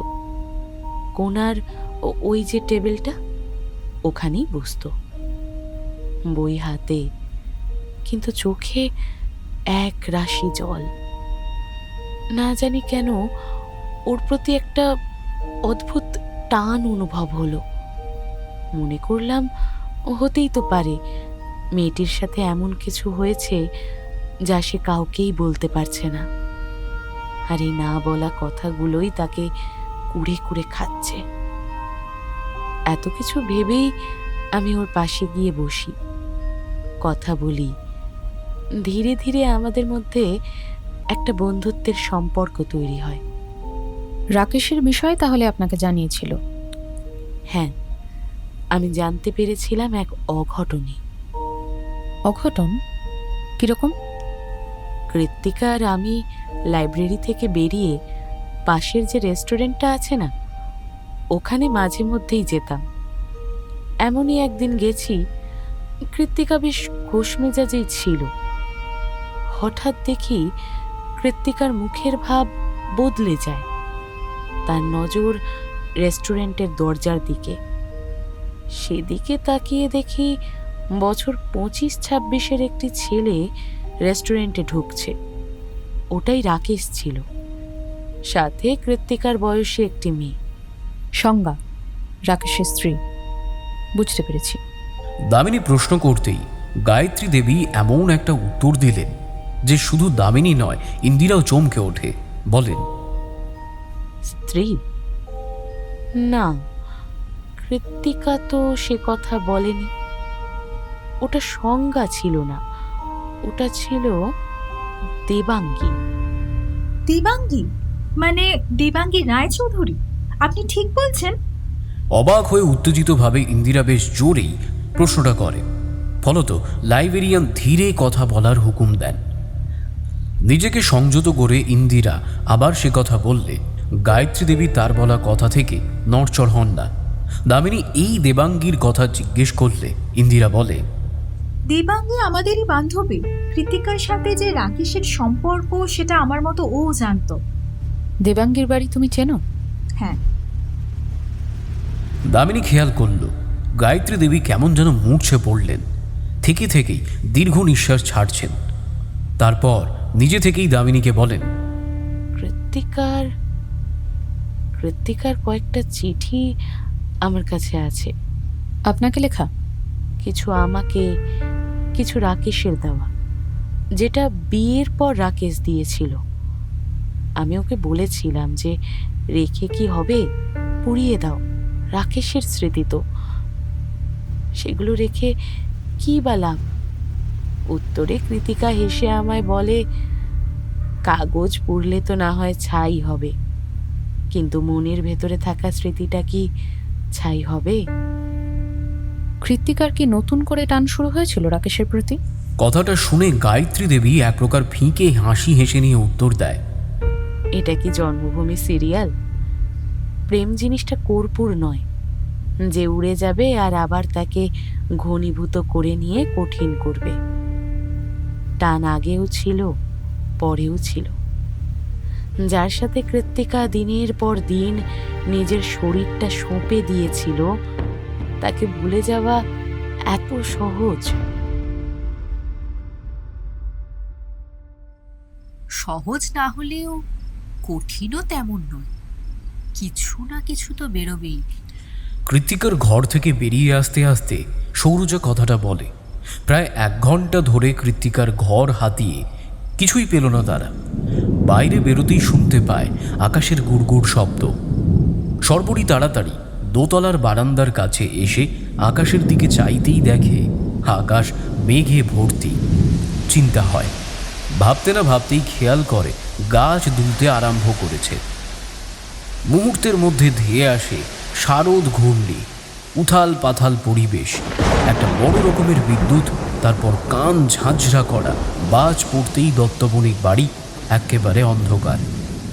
সৌরজা আর সর্বরী তাড়াতাড়ি ঘরে যেতে গেলে দেখে একটা ক্ষীণ আলো সিঁড়ি দিয়ে উঠে আসছে। যামিনী দেবী হাতে একটা হ্যারিকেন, কাছে এগিয়ে সেটা সৌরজার হাতে দিতে দিতে বলেন, ঝড়ে আটকে গেল বোধহয় ওরা। বলেই একটা কাগজ সর্বরীর হাতে তুলে দেন। হ্যারিকেনের আলোয় সর্বরী দেখে সেটা ডক্টর জাহ্নবী দাশগুপ্তের প্রেসক্রিপশন। আর কোনো কথা না বলে যামিনী দেবী ওই অন্ধকারে সিঁড়ি দিয়ে নিচে চলে যান। সৌরজা আর সর্বরী গিয়ে ঘরে ঢোকে। ঘরের জানলা বন্ধ করতে গিয়ে বুঝতে পারে ঝোড়ো বৃষ্টি আরম্ভ হয়েছে। দুইজনে মিলে চারখানি কাঁচের জানলা বন্ধ করে নিয়ে খাটের উপরে এসে বসে। খাটের পাশে থাকা টেবিলের উপর হ্যারিকেন, সেটার আলোতে প্রেসক্রিপশনটা ভালো রকমভাবে দেখে চলে সৌরজা। সর্বরী চেয়ে আছে তার দিকেই। প্রায় মিনিট 10 সেটা দেখে নিয়ে সৌরজা প্রেসক্রিপশন ভাঁজ করে। সর্বরী কৌতূহল ভরা স্বরে জানতে চায়, আচ্ছা দিদি, এই ডাক্তারদের RX মানে কি? শুরুতেই ডাক্তার এটা লিখেছে। সৌরজা বেশ গম্ভীর স্বরে উত্তর দেয়, এর মানে ডাক্তার আগে নিজের রোগ সারাও। কি ব্যাপার, কিছু পেলে প্রেসক্রিপশনে? ওষুধগুলোর নাম পড়ে বুঝতে পারলাম কৃত্তিকার মানসিক রোগটা এতটাই বেড়েছিল যে বলার নয়। কড়া ডোজের 3টে ওষুধ। তাহলে কি হার্ট অ্যাটাকটাই? সৌরজা স্থির নজরে হ্যারিকেনের শিখার দিকে তাকিয়ে, মুখের ভাব বড়ই অদ্ভুত, কণ্ঠস্বর ধীর এবং রহস্যমণ্ডিত, বলে, কাগজ তো সেই কথাই বলছে, কিন্তু মন মানতে চাইছে না সর্বরী। লক্ষ্য করার বিষয়টা বড়ই অদ্ভুত। কৃত্তিকা স্কুলে চাকরি পেয়েছে 2.5 বছর। ইন্দিরা আমাদের যেটা জানিয়েছে 2.5 বছর আগের ঘটনা, আর জানিয়েছে 2.5 বছর পরে কি হলো। তাহলে এই 2.5 বছরে কৃত্তিকার লাইফের কথা কোথায় লেখা আছে? এই মুহূর্তে আমার তো একটাই নাম মাথায় আসছে, ডক্টর জাহ্নবী দাশগুপ্ত। আমার না, কেন বারবার আমার মনে হচ্ছে যে যেটা হয়েছে ঠিক হয়নি। কোনটা ঠিক হয়নি? পোস্টমর্টম নাকি তদন্ত? তদন্তের যে প্রয়োজন ছিল এ কথা সত্য। কোনো শুভ কাজে বাধা পড়লে মানুষের ভাবগতিক ঠিক যেমনটা হয়, দামিনীর অবস্থাও ঠিক তেমনই। হুট করে এই ঝড়ের জন্য ফিরে আসতে হয় তাকে। যখন ফেরে পুরো কাক ভেজা। তাদের উদ্দেশ্য ছিল দেবাঙ্গী, কিন্তু প্রকৃতি বাঁধ সাজল। ঝড়ের তাণ্ডব কমলেও বৃষ্টির তাণ্ডব কমেনি। দামিনী, সৌরজা আর সর্বরী বাড়ির অতিথি ঘরে বসা। ঘরের টেবিলে রয়েছে হ্যারিকেন। ইন্দিরাও বড়ই ক্লান্ত, কারণ এত ছোটাছুটির কাজ তাকে আগে কখনো করতে হয়নি। দামিনী সেটা বুঝতে পেরে নিজের ঘরে বিশ্রাম নিতে বলে। বৃষ্টি মুখর রাতে দত্তবণিক বাড়ি কাঁপিয়ে ঢং ঢং শব্দে বেজে ওঠে রাত্রি 9টার ঘণ্টা। সৌরজার সর্বরী খাটে বসা। দামিনী সিগারেট হাতে ধীরে ধীরে পায়চারি করে চলেছে। মুখ একেবারে গম্ভীর, ভারী স্বরে বলে চলে, ব্রাঞ্চের লোক বলে তো কোনো কাজ করতে পারবো না, কারণ এসপির কানে খবর ছুটলে বেগতিক কিছু ঘটে যেতে পারে। সর্বরী বেশ দ্বিধা ভরা স্বরে জানতে চায়, তাহলে উপায়? ছদ্মবেশ? ছদ্মবেশ হয়তো প্রয়োজন নেই, তবে ছদ্ম পরিচয় তো অবশ্যই। বর্তমানে আমরা কারা সেটা জানি এখানে 3 জন, গায়ত্রী দেবী, যামিনী দেবী আর ইন্দিরা। আরও একজনকে জানাতে হবে, সেটা হলো ডাক্তার জাহ্নবী দাশগুপ্ত। হ্যাঁ ডাক্তার, কারণ তার কাছে পরিচয় গোপন করে তো লাভ হবেই না, উল্টে কিছুই জানতে পারবো না। কারণ কৃত্তিকার এই খালি 2.5 বছরের ইতিবৃত্ত একমাত্র ওনার হাতে। ডাক্তারদের সবচেয়ে বড় ব্রতই হলো পেশেন্টের কথা 5 কান না করা, সুতরাং অপরিচিতা হয়ে প্রকাশ করলে কোনো উত্তরই পাবো না। হঠাৎ সর্বরী বেশ সন্দেহপ্রবণ স্বরে বলে, আর দেবাঙ্গীর ব্যাপারটা? ধাপ্পা হতে পারে, সেটা যে দেবাঙ্গীই ছিল এটা তো একমাত্র কৃতিকাই বলতে পারত। গায়ত্রী দেবী নামটা নিয়েছেন। খটকা ডাক্তার, বড় খটকা। স্বাভাবিক, আমার বান্ধবীর প্রাক্তন প্রেমিক, এমন প্রেমিক যে তাকে বারবার ব্যবহার করে ছুঁড়ে ফেলে দিল, আর আমি সেই বিষয়ে সবকিছু জেনে তার কাছেই গেলাম। হিসাব যে মিলছে না ডাক্তার, মিলছে না। কথাটা বলেই দামিনী ডাক দেবার ভঙ্গিতে আধার ঘেরা ঘর কাঁপিয়ে বলে ওঠে, যামিনী দেবী, অন্ধকার বারান্দায় দাঁড়িয়ে আর কি করবেন? ঘরের ভিতরে এসে কথাগুলো শুনুন, অসুবিধা নেই। মেয়েটা তো আপনারই মারা গেছে, আমাদের নয়। আপনার তো শোনার অধিকার আছে। সৌরজা আর সর্বরী চমকে ওঠে। ঘরের পর্দার কাছে একটি অন্ধকার ছায়া এগিয়ে এসে ভিতরে প্রবেশ করে। হ্যারিকেনের আলোয় কেবল যামিনী দেবীর মুখটাই বোঝা যাচ্ছে। আমতা আমতা করে নিয়ে তিনি বলেন, মানে রাতে কখন খেতে দেব সেটা জিজ্ঞেস করতে এসেছিলাম। ইন্দিরার ঘরে গিয়েছিলাম, ও বলল আপনাদের জিজ্ঞাসা করতে। দামিনী স্থির নজরে ওনাকে ভালো রকমভাবে দেখে নিয়ে উত্তর দেয়, 10:30। অসুবিধা হলে আমাদের ডাকবেন। শুধু ডানটা নয়, খুন্তিও ভালোই চালাতে পারি। কথাটা শুনে যামিনী দেবী আর কোনো উত্তর না দিয়ে ঘর থেকে বেরিয়ে যায়। তিনি চলে যেতেই সর্বরী বেশ বিরক্তির সাথে বলে ওঠে, ভদ্রমহিলা সত্যিই বড় অদ্ভুত। প্রসঙ্গে দামিনী ছোট্ট একটা হাসি হেসে নিয়ে বলে, ধুরন্ধর, সব জানে। মনে মনে ভাবছে মেয়ের বিষয়ে আমরা কতটা জানি। বলে নিয়ে ঘরে থাকা চেয়ারে বসে দামিনী আদেশের ভঙ্গিতে দুইজনের প্রতি বলে ওঠে, ডাক্তার, কাল সকালে ইন্দিরাকে নিয়ে তুমি চলে যাবে জাহ্নবী সেনগুপ্তের কাছে। কারণ ডাক্তারি টার্ম ল্যাঙ্গুয়েজ আমার মাথায় ঢুকবে না। তুমি বুঝে নিয়ে আমাকে ভেঙে চুরে বুঝিও। সর্বরী, তোমাকে রাকেশের স্ত্রী সংজ্ঞাকে বশ করতে হবে। কিভাবে করবে আমার জানা নেই। ইন্দিরা ওর সাথে দেখা করেছিল, অতএব ওর বাড়ি ও চেনে। 2 দিন নজর রেখে গতিবিধি বুঝে খেলতে নেব। কথাগুলো ভালো রকমভাবে বুঝে নিয়ে সৌরজা দামিনীকে বলে, আর আপনি? আমি যাব রাকেশের বর্তমান প্রেমিকা হয়ে, দেবাঙ্গী রায় চৌধুরীর কাছে। একটা প্রশ্ন আছে, সেটা কেবল তোকে। বলো। তোর কি এটাকে খুন মনে হয়েছে? দামিনী ফিকে হাসি হেসে সিগারেটের ধোঁয়া উড়িয়ে উত্তর দেয়,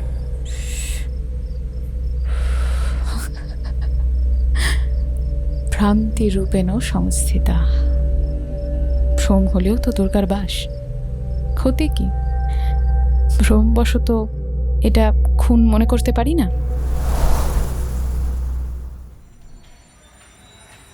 আমার মনে হলেই তো পুলিশ বিশ্বাস করবে না। ওনাদের হাতে সব থেকে বড় প্রমাণ 2টো। 1, কৃতিকাকে প্রেসক্রাইব করা আমার প্রেসক্রিপশন, আর 2 হলো পোস্টমর্টম রিপোর্ট। টেরেজা হসপিটালে নিজের ঘরে বসে কথাটা বলে ডক্টর জাহ্নবী দাশগুপ্ত। বয়স 30-32 তো বটেই। ছিপছিপে গড়ন, মাঝারি উচ্চতা, গায়ের রং পরিষ্কার, পরনে ছাই রঙের মেখলা শাড়ি, চোখে একটা কাঁচের রিমলেস চশমা। পোস্টমর্টম রিপোর্টে বড় বড় হরফে লেখা, দীর্ঘদিন মানসিক চাপের মেডিসিনে প্রেশার এবং সুগার দুটোই একসঙ্গে ফল করেছে। দ্বিতীয়ত, হার্টে ঈষৎ ব্লকেজ তৈরি হয়েছিল।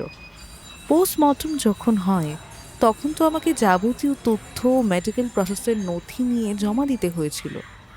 আমি সদর পুলিশকে অনুরোধ করি যে যেটা লিখতে হয় লিখুন, কিন্তু প্রেগন্যান্সির ব্যাপারটা যেন বাইরে লিক না হয়। সেটা যাতে লিক না হয় তার জন্যই তো অ্যাবর্শন করলো মেয়েটা।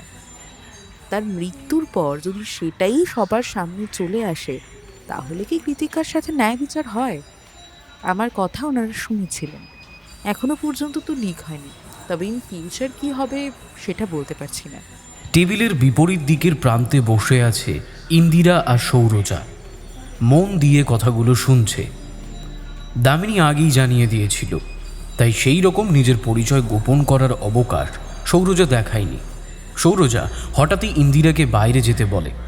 চিকিৎসা শাস্ত্র বলে, এক রোগীর রোগের বিষয় কখনোই তৃতীয় ব্যক্তির কানে তুলতে নেই, কিন্তু ডাক্তারকে বলা যেতেই পারে।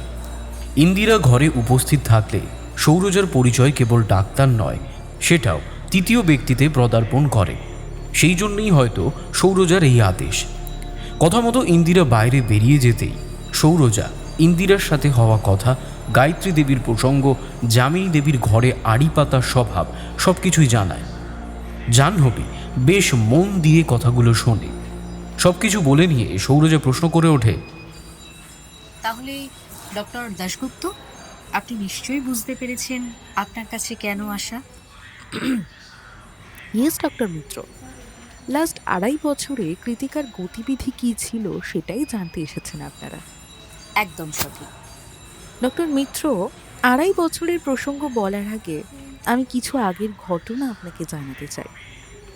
হ্যাঁ নিশ্চয়ই, বলুন। জাহ্নবী টেবিলের উপরে থাকা পেপার ওয়েটটার দিকে চেয়ে বলে চলে, আবর্ষণের পর কৃতিকা বেশ ভেঙে পড়ে। প্রথম তো রাকেশের তিরস্কার, তারপর সন্তানের এই যন্ত্রণা, চাপা কষ্ট ওর মধ্যে কাজ করতে শুরু করে। আপনি তো জানেন আবর্ষণের পর শরীরকে বেশ মেনটেন করে রাখতে হয়। আমি তেমনই কয়েকটা ট্যাবলেট আর ভিটামিন সিরাপ ওকে প্রেসক্রাইব করি। সব ঠিকঠাক ছিল। হঠাৎ কৃতিকা জানতে পারে রাকেশ বিয়ে করছে। আমার মনে হয় ওই মুহূর্তেই ওর একটা সঙ্গী প্রয়োজন। আমি ওকে বলি যে, দেখো কৃতিকা, কোথাও ঘুরতে যেতে যখন চাইছই না, ইন্দিরার সাথে ওর কাছে গিয়ে থাকলে না, তাহলে আমার কাছে এমন একজন আছে যে তোমার সব সময় সাহস যোগাবে। সে কি জানতে চাইলে আমি বলি বই। তারপর সে বই সরণী লাইব্রেরি জয়েন করে। ডক্টর মিত্র বিশ্বাস করবেন না, ওই ওষুধে কিন্তু দারুণ কাজ হয়েছিল। 2 মাস কৃতিকার কোনো ওষুধের প্রয়োজন হয়নি। আমাকে এসে তার অভিজ্ঞতার কথা বলে। কিন্তু সংজ্ঞা কৃতিকার সাথে দেখা করে আর এখান থেকেই মানসিক যন্ত্রণা আরো বেড়ে ওঠে। ইয়েস, আমি অনেক অনেক বোঝানোর চেষ্টা করেছি যে যেটা অতীত সেটার উপর এত জোর দেবার কোনো প্রয়োজন নেই, কিন্তু মন জিনিসটা তো কোনো ডাক্তারেরও কথা শোনে না। এটা বাড়তে বাড়তে এমন জায়গায় পৌঁছয় যে কৃতিকা হ্যালুসিনেট করতে শুরু করে। হোয়াট? ইয়েস, ওর মনে হয় যে ওর সন্তান ওকে দুষছে। আপনি কি আমার করা প্রেসক্রিপশনটা দেখেছেন? হ্যাঁ। তাহলে নিশ্চয়ই মেডিসিনগুলোও দেখেছেন। কড়া মেডিসিনের নামগুলো পড়েই আমার মনে হয়েছে যে কৃত্তিকার মন জিনিসটাই আর ওর হাতে নেই। ইয়েস ডক্টর, সেটা মারাত্মক রকমভাবে বাড়ে সংজ্ঞার অপমানের জন্য। আপনি তো সংজ্ঞার সাথে কথা বলতে গিয়েছিলাম, ভীষণ বাজে মুখের ভাষা। কৃতিকার হয়ে কথা বলতে গিয়েছিলাম। আমাকে সে জানায় ডাক্তারি বাদেও কি মেয়েদের দালালি করে বেড়াচ্ছি।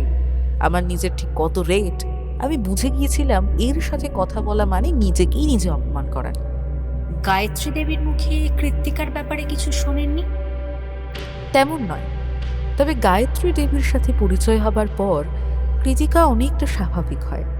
আপনারা ওনার বিষয়ে যেটা জানেন আমি ওটুকুই জানি। কৃতিকার মুখে শোনা, ওই লাইব্রেরিতেই তো আলাপ। রাকেশ কি সত্যিই নতুন করে কৃত্তিকার সাথে? হ্যাঁ, নতুন করে কন্ট্যাক্ট করে। কৃতিকা রাকেশের চিঠি আমি দেখিয়েছিল। আমার মনে হয় কৃতিকা হয়তো রাকেশের সাথে নতুনভাবে কিছুতে জড়িয়েছিল, সেটাও আমাকে জানায়নি বা আমি জানি না। কৃতিকাও আমায় বলেনি কিছু। এটা মনে হবার কারণ? আবার কৃতিকার মানসিক রোগের শুরু। সৌরজা কেমন যেন চুপ করে যায়। কোনো উত্তরই তার মন মতো হলো না।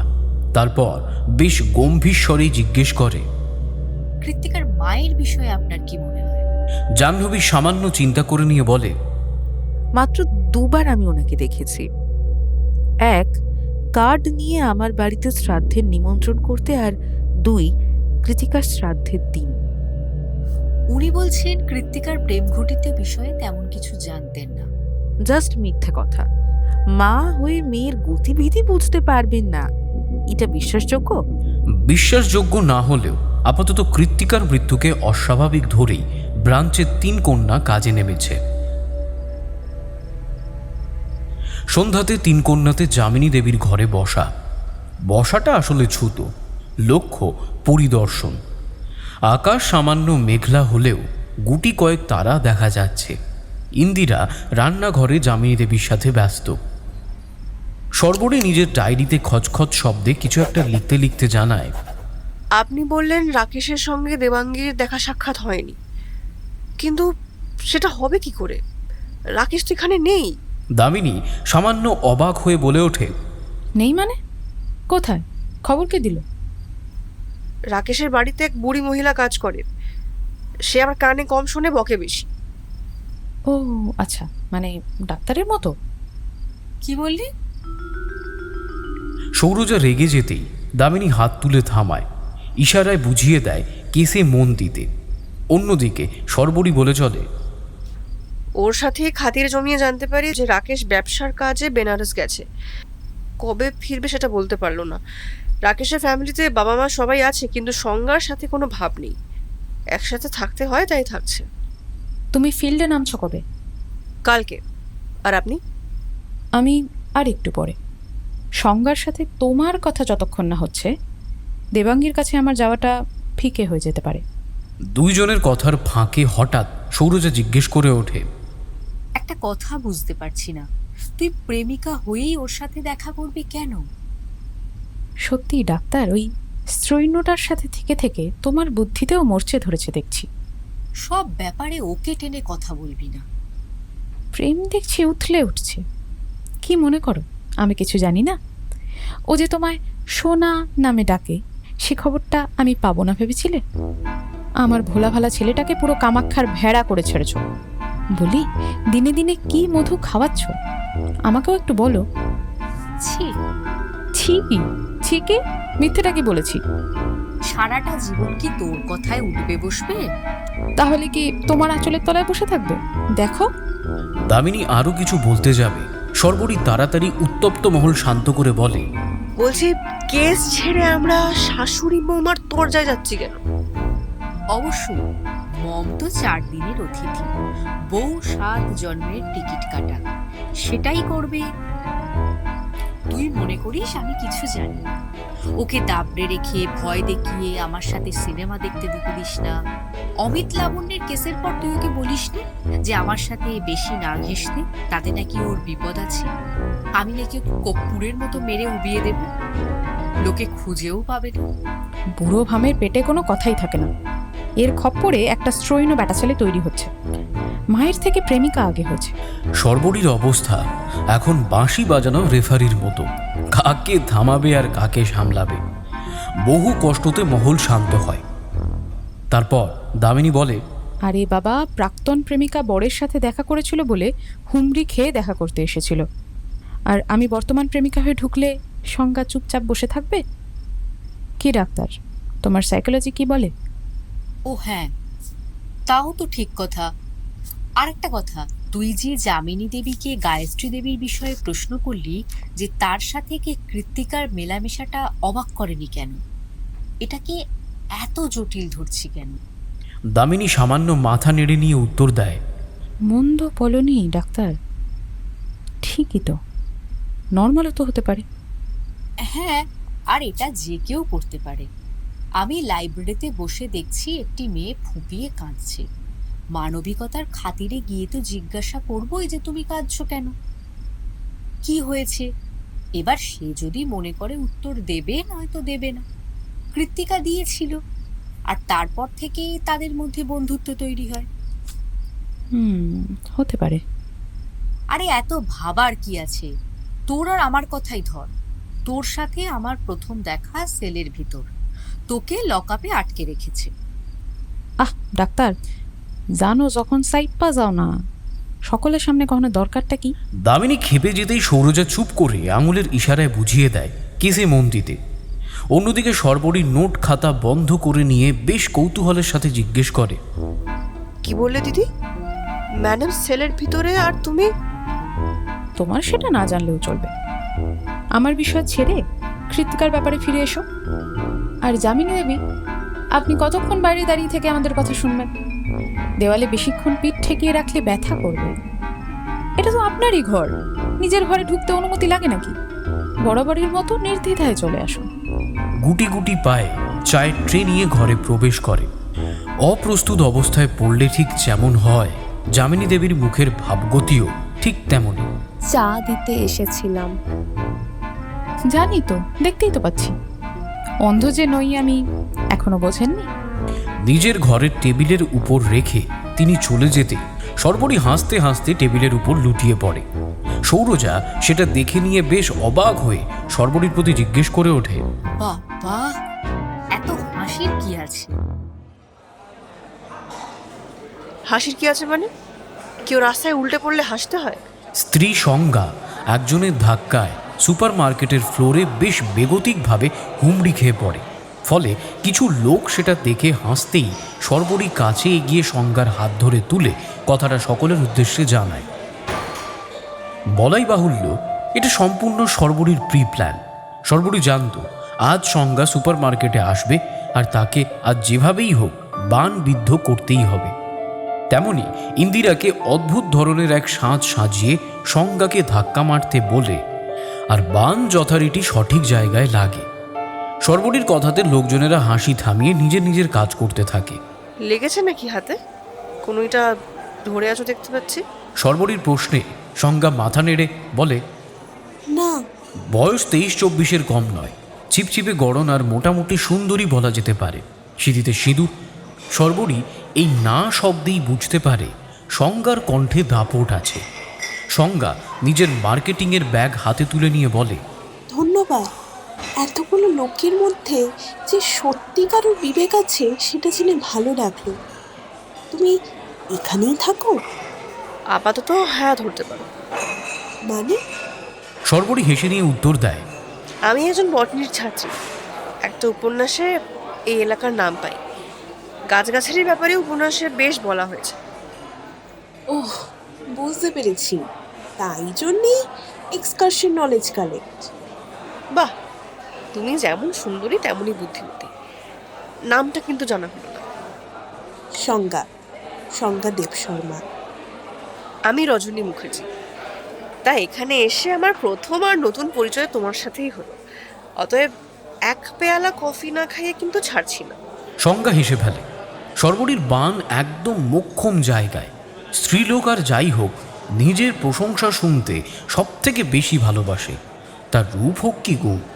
সুপার মার্কেট থেকে বেরিয়ে একটা ছোটোখাটো চা কফির দোকান, সেখানেই দুইজন দুটো চেয়ার দখল করে নিয়ে বসে পড়ে। সর্বরী বরাবর স্ট্রিং অপারেশনে দক্ষ। মিনিট 5 সময় লাগলো না সংজ্ঞাকে বশ করতে। দোকানের কর্মচারী টেবিলের উপর 2 পেয়ালা কফি পরিবেশন করে চলে যায়। সর্বরী আর সংজ্ঞা দুইজনই বেশ তৃপ্তি করে কফিতে চুমুক দিয়ে স্বাদ গ্রহণ করে চলে। সর্বরী সামান্য হেসে প্রশ্ন করে, তা মার্কেটিং করতে একা কেন? কর্তাটি কোথায়? সংজ্ঞার মুখ সামান্য গম্ভীর, কিন্তু মুহূর্তের মধ্যে সেটা মিলিয়ে গিয়ে একটা হাসি ধরা দেয়। বলে, বিজনেসের কাজে আউট অফ স্টেট। শ্বশুর বাড়িতে কে কে আছে? কেউ না, বিয়েও করিনি, তাই একাই। বাবা মা মারা গেছেন বহু বছর। নিজের বাড়িতে বেতের সোফায় বসে গায়ত্রী দেবী কথাটা বলে ওঠেন। দামিনী আর সৌরজা ঘুরে ঘুরে ঘরগুলো দেখছে। মোটামুটি গোছানো ঘর। বিশেষ চোখে পড়ার বিষয় হলো ড্রাগ মেকিং। টেবিলের উপর নানা প্রকারের অ্যালোপ্যাথি সরঞ্জাম। সৌরজা গম্ভীর স্বরে জানতে চায় যে তিনি ওষুধ বানাতে পারেন কিনা। হ্যাঁ, ওই লাইনে আমি বহু বছর। ঘরে থাকা একটা ব্রোঞ্জের মূর্তি দেখতে দেখতে দামিনী জিজ্ঞেস করে ওঠে, যামিনী দেবীর ব্যাপারে আপনার কি মনে হয়? প্রশ্নটা শুনে গায়ত্রী দেবী সামান্য অবাক হন। বলেন, মানে ঠিক বুঝলাম না। বলছি, যামিনী দেবী মানুষ কেমন? ভালোই। কৃত্তিকার প্রেগনেন্সির ব্যাপারে জানতেন? বোধ হয়। আর কি কি জানতেন? আশা করতে পারি রাকেশের ব্যাপারে, সংজ্ঞার ব্যাপারেও জানতেন। আপনি বুঝলেন কি করে? গায়ত্রী দেবীর প্রশ্নে দামিনী মূর্তি ছেড়ে ওনার দিকে তাকিয়ে হেসে উত্তর দেয়, ব্রাঞ্চ ইনচার্জ মুখ। তাহলে চলুন যাওয়া যাক। দেখে করেনি আমাকে গায়ত্রী দেবী। মা যদি না জানতো তাহলে রাকেশের চিঠি সযত্নে নিজের বাড়িতেই রাখত। তৃতীয় জনের প্রয়োজন হতো না। যাই হোক, চিঠিগুলো দেবেন আমাকে। ওগুলো আমার শোবার ঘরের আলমারিতে রয়েছে। তাহলে চলুন যাওয়া যাক। কথা মতো 3 জনে গায়ত্রী দেবীর শোবার ঘরে আসে। ছোট ঘর, আসবাব বলতে একটা মাঝারি সাইজের টেবিল, একটা ছোট বুকশেলফ, তাতে বই আর একটা আলমারি। সেটা চাবি দিয়ে খুলে গায়ত্রী দেবী বেশ কয়েকটা চিঠি বের করে দামিনীর হাতে দেয়। দামিনী দেখে কৃত্তিকার চিঠি গোটা 3, বাকি সবই রাকেশের। সেগুলো নিজের পার্সের ভিতরে চালনা করে দামিনী জিজ্ঞেস করে, আপনি তো রাকেশের চিঠিগুলোও পড়েছেন। দামিনীর এই প্রশ্নে প্রথমবার গায়ত্রী দেবীর ভ্রুতে রাগের প্রকাশ ঘটে। গম্ভীর স্বরে বলে, রাকেশের চিঠি পড়ে আমার কি লাভ? আমি কেবল কৌতূহলের খাতিরে জিজ্ঞাসা করলাম। আপনার আর কিছু দরকার আছে? সব দরকার কি আর সংসারে এসে পাওয়া যায় রজনী? অনেক কিছু মুখ বুঝে মেনেও নিতে হয়। সংজ্ঞা বেশ রাগ ভরা স্বরে কথাটা বলতেই রজনী ওরফে সর্বরী মাথা দোলায়, বলে, অ্যাডজাস্টমেন্ট বলেও তো না গো, দোষ জিনিসটা অনেক রকমের, তার মধ্যে চরিত্রের দোষটা ভয়ানক, এটা সহজে বেরোয় না। রাকেশবাবু তোমাকে সম্মান করেন না? সম্মান? কথাটা বলেই সংজ্ঞা তাচ্ছিল্য সূচক হাসি হেসে ওঠে। তারপর বলে, উড়ো পাখির পায়ে বেরি পড়াতে আমার ডাক। মানেটা হলো উচ্ছনে যাচ্ছিল, তাই আমার সাথে বিয়ে দিয়ে সুপথে আনার চেষ্টা করেছিল বাবা মা। স্বভাব যায় না মরলে, এই প্রবাদটা তারা ভুলে গেছে। এইভাবে কি জীবন চলবে তোমার? জীবন চলবে না এমন তো কৃত্তিকা ভাবেনি, আর সে যে মারা যাবে এমনটাও ভাবেনি। গায়ত্রী দেবীর কথায় দামিনী বেশ জেরার ভঙ্গিতে বলে ওঠে, ওটাই তো প্রশ্ন। এত জীবন ঝরে ভগবান তাকে রেখে দিল, আর যখন ঠিক হচ্ছে তখনই টপাত করে তুলে নিল। আপনার ভাষা আমার মাথায় ঢুকছে না। বাজারি ভাষায় বললাম তো, তাই ঢুকছে না। ভদ্র ভাষায় বলছি, কৃত্তিকা মাঝে স্বাভাবিক হয়েছিল। এর প্রমাণ 2 জন, ইন্দিরা এবং জাহ্নবী। 2 জনের মুখেই একটা কথা কমন, কৃত্তিকা এমন কিছু একটা পেয়েছিল যেটা তাকে শান্তি আর স্বস্তি দুটোই দিচ্ছিল। তো আপনি এত কাছের মানুষ হয়েছিলেন তার, কিন্তু এই ব্যাপারে বললেন না। আমি আপনাকে প্রশ্ন করেছিলাম, কিন্তু উত্তরে আপনি হেঁয়ালির প্রলেপ দিয়েছিলেন। আর আমি যদি বলি এগুলো সম্পূর্ণ আপনার ভ্রান্ত ধারণা, কৃত্তিকার স্বাভাবিক মৃত্যুকে ইচ্ছাকৃত খুনের নাম করে আমাকে হ্যারাস করা, তাহলে আমি বলবো আপনার ধারণাই ঠিক। দামিনী সেন সরকার মালটা চুইংগামের মতো, যেখানে লাগেই গেড়ে বসে থাকে। আপনি কি আমায় হুমকি দিচ্ছেন? না, বোঝানোর চেষ্টা করছি মাত্র। যাকে কৃত্তিকা বিশ্বাস করেছে সেই তার বিশ্বাসটা ভেঙেছে। দামিনী সেন সরকার। গায়ত্রী সেনগুপ্ত গলা নামিয়ে, উঁচু গলায় আমি নিজেও কথা বলি না, শুনতেও পছন্দ করি না, বড় কানে লাগে। আপনি যে কথাটা আমার সম্পর্কে বললেন তার প্রমাণ কি? কৃত্তিকা নিজের বিষয়ে জানিয়েছিল 3 জনকে, ইন্দিরা, জাহ্নবী আর আপনি। যামিনী দেবীকে যদি কৃত্তিকা জানাতো তাহলে ডাক্তারের ক্লিনিকে তিনিও যেতেন, সেটা হয়নি।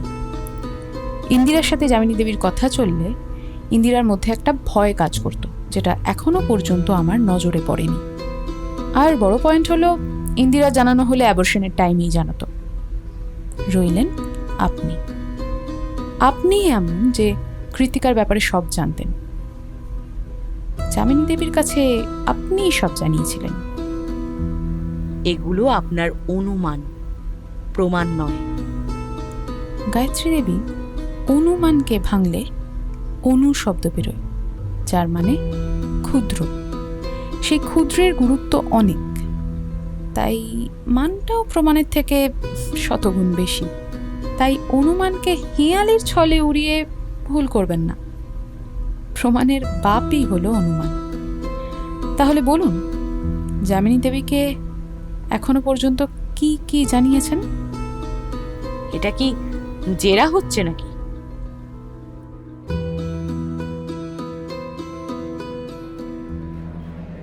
জেরা করে লাভ নেই তো, মিথ্যে বলবে, লুকোনোর চেষ্টা করবে, তাই হাতে নাতে ধরার প্ল্যানই করি। তাতে লাভ হয় সংজ্ঞা? হলো, আমার সন্দেহ ঠিক। কৃত্তিকার সাথে রাকেশ দেখা করছে। প্রমাণ পেলে কি করে? সন্ধ্যাবেলায় কাজ থেকে ফিরেছে, ঘরে চা নিয়ে ঢুকছি, বাথরুমে জলের শব্দ। বুঝলাম মুখ হাত পা ধুতে ঢুকেছে। টেবিলে চা রেখে ফিরতে যাব, এমন সময় দেখি বইয়ের ভিতর থেকে একটা সাদা পাতা বেরিয়ে আছে। সেটা টানতেই দেখি কৃত্তিকার চিঠি।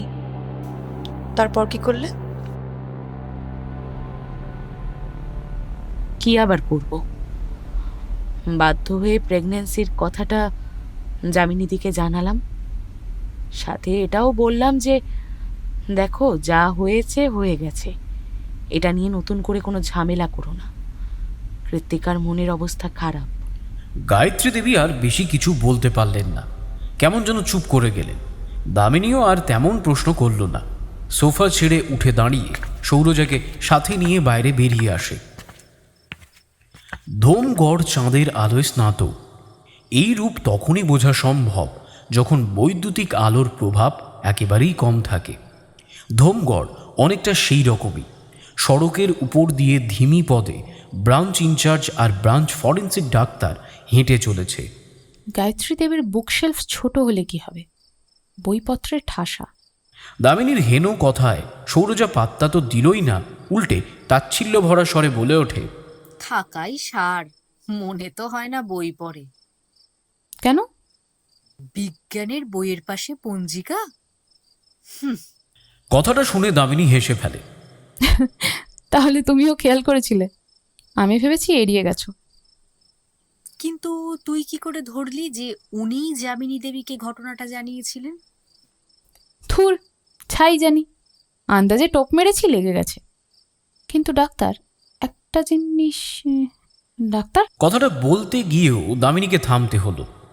দূরে পরিচিত কাউকে দেখতে পেয়েছে, বলে, ওটা সর্বরী না? হ্যাঁ, কাঠামো খান তো ওর মতোই লাগতাছে। সন্দেহ বেশিক্ষণ ধরে রাখতে হলো না। দূরে থাকা লাইট পোস্টের নিচে আসতেই বোঝা যায় সর্বরী।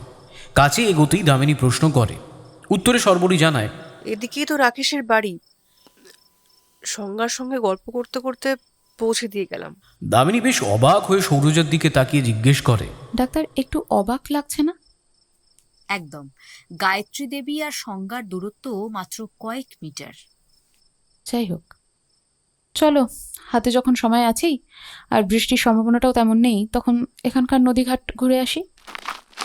তিনজনে হাঁটতে হাঁটতে অজয় নদীর ফেরি পারাপার ঘাটে এসে দাঁড়ায়। স্টিমার ভক ভক করে ধোঁয়া ছাড়তে ছাড়তে নদীর বুকের উপর দিয়ে এগিয়ে চলেছে। লোকজন আছে, তবে হাতে গোনা। ইট বাঁধানো সিঁড়ির উপর তিনজনে বসা। সংজ্ঞার ব্যাপারে সর্বরী সব কিছু জানালে দামিনী সামান্য অবাক হয়ে বলে, গায়ত্রী দেবী যে চিঠিগুলো দিয়েছে তাতে কৃত্তিকার লেখা চিঠি 3টে। হাতের লেখা ওর কিনা সেটা জানতে হলে সংজ্ঞার কাছে থাকা কৃত্তিকার লেখা চিঠিটা। দামিনী কথা শেষ করতে পারল না। সর্বরী বলে ওঠে, ও, আমি এনে দেব। পারবে? যা মেয়েও। 5 মিনিটের কাজ। ওকে, কাল দেবাঙ্গীর সাথে দেখা করতে যাব, কিন্তু তার আগে কয়েকটা বিষয়ে খটকা লাগছে। প্রথম প্রশ্ন, কৃত্তিকা যদি খুন হয় তাহলে এই খুনের পিছনে মোটিভ কি? খুন হলে কি করে হলো? ইন্দিরার জবানে তাকে কৃত্তিকা কিছু একটা সারপ্রাইজ দিত। কি সারপ্রাইজ?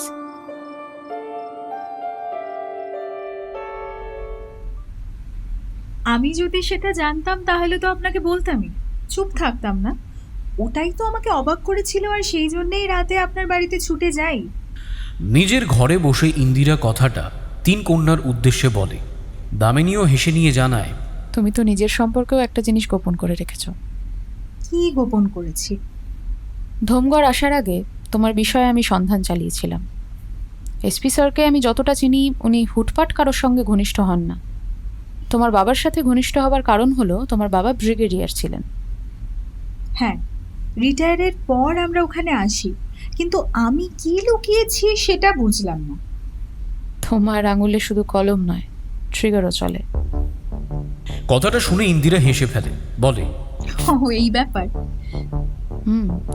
সর্বরী খোঁজ নিয়ে জানায় তুমি একজন গ্রেট শুটার, যেমন তেমন না, গোল্ড মেডেলিস্ট। তুমিই একমাত্র এমন জন যে একই সময়ে অর্জুন পুরস্কার আর দ্রোণাচার্য পুরস্কার পেয়েছো, যেটা খুব ইউনিক। এটা তখনই সম্ভব যখন শুটে বিশেষ কোনো পদ্ধতি সে জানে।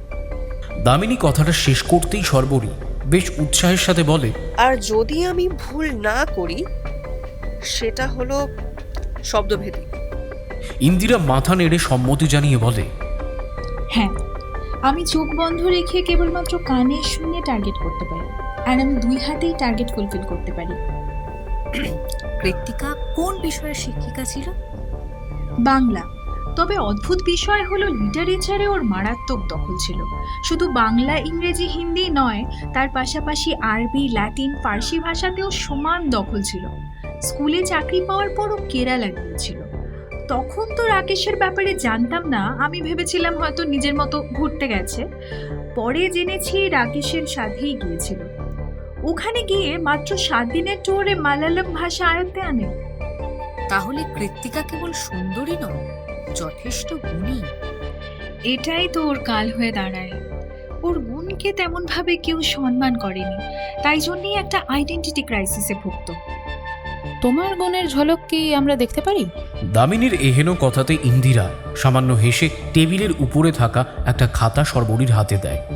তারপর নিজের ব্যাগ থেকে 2টো কলম আর রুমাল বের করে সৌরজাকে কান বাঁধে চোখ বেঁধে দেওয়ার আদেশ দেয়। সৌরজাও কথা মতো শক্ত করে চোখ বেঁধে দেয়।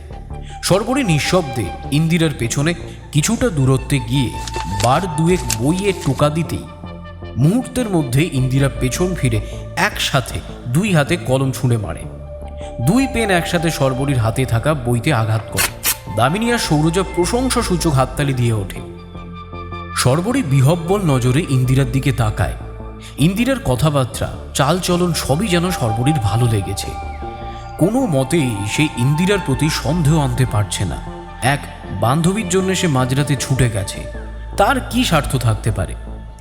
বিভিন্ন পারিপার্শ্বিকের মধ্যে একই মানুষকে এত বিভিন্ন রূপে দেখা যায় যে তার সম্পর্কে একটা অভ্রান্ত ধারণা করা কঠিন হয়ে দাঁড়ায়। কিন্তু মাঝে মাঝে ছদ্মবেশী মানুষের মন অন্তরঙ্গভাবে আত্মপরিচয়টি স্বভাব দিয়ে ফেলে। এই ঘরে বসা আয়েশিন অনারম্বর আলোচনার মধ্যে দিয়ে ইন্দিরা চরিত্রটি শতপ্রবৃত্ত হয়ে ধরা দিল। ইন্দিরা যে অত্যন্ত সরল, তার মন তার ধনুকের বাণের মতো সিধে পথে চলে, এ বিষয়ে সর্বরীর মনে অন্তত কোনো সন্দেহ নেই। দামিনী ইতিমধ্যে একটা সিগারেট ধরিয়ে নিয়ে শান্ত স্বরে ইন্দিরাকে জিজ্ঞেস করে, এখানে সিঙ্গেল মেয়েকে বাড়ি ভাড়া দেন এমন কেউ আছেন? কথাটা শুনে সৌরজা অবাক হতেই দামিনী বলে চলে, সংজ্ঞা আর দেবাঙ্গী যদি আমাকে আর সর্বরীকে ফলো করে তাহলে দুজনকেই কৃতিকার বাড়িতে ঢুকতে দেখবে। পুরো প্ল্যানে জল। কি বলেন যামিনী দেবী? আরবিতে তো সবই শুনেছেন হয়তো। বরাবরের মতো যামিনী দেবী ঘরের পর্দা সরিয়ে ঘরে প্রবেশ করে, বলে, 10:30 বেজে গেছে, তাই রাতের খাবারের জন্যে। বুঝলাম।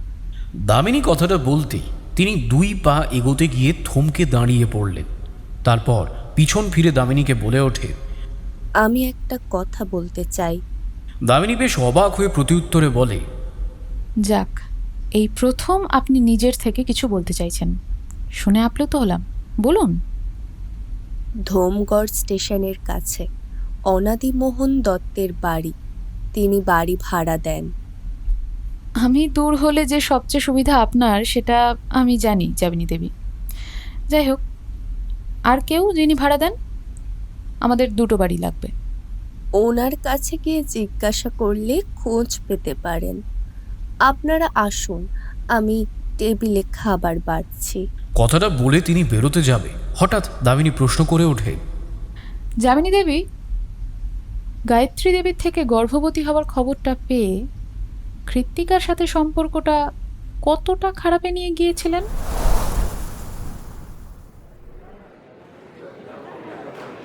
অনেকটাই গো, একদম শেষ ভাগে দাঁড়িয়ে সম্পর্ক। রজনী, আমি সত্যি হাঁপিয়ে উঠেছি এই বিয়ে নামের সম্পর্কটা নিয়ে। রাকেশকে আমি বিয়ে করতে চাইনি, কিন্তু সংজ্ঞা খুব আক্ষেপে সুরে কথাটা বলে। সর্বরী স্থির নজরে চেয়ে আছে তার দিকে। দিনের বেলায় রামপ্রসাদ সরণি ভিড়ে ভিড়াকার। এমনই এক ভিড়ের মাঝে হারিয়ে যায় কৃত্তিকা। দুইজনে বসা ছোটখাটো রেস্তোরাঁতে। সংজ্ঞা নিজের পার্স খুলে একটা ভাঁজ করা চিঠি বের করে সর্বরীর হাতে দেয়। দেখো যদি বের করতে পারো, কিন্তু তুমি শিওর যে হাতের লেখা নকল করা যায়? সংজ্ঞার কৌতূহলপূর্ণ প্রশ্নে সর্বরী শান্ত স্বরে উত্তর দেয়, সেটা পরীক্ষা না করলে কেউ বলতে পারবে না সংজ্ঞা।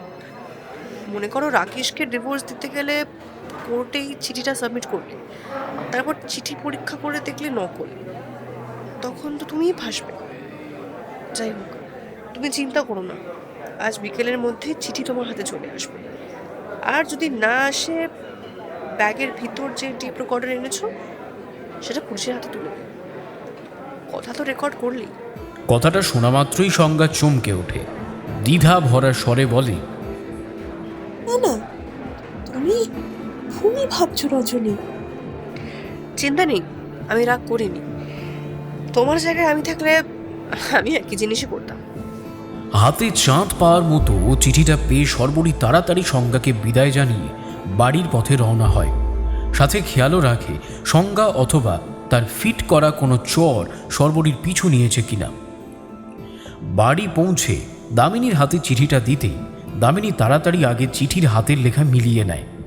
বোঝে লেখার ধরন কৃত্তিকারই। কৃত্তিকার হাতের লেখা বেশ পরিষ্কার। তিনজনে আগ্রহের সাথে চিঠি পড়তে থাকে।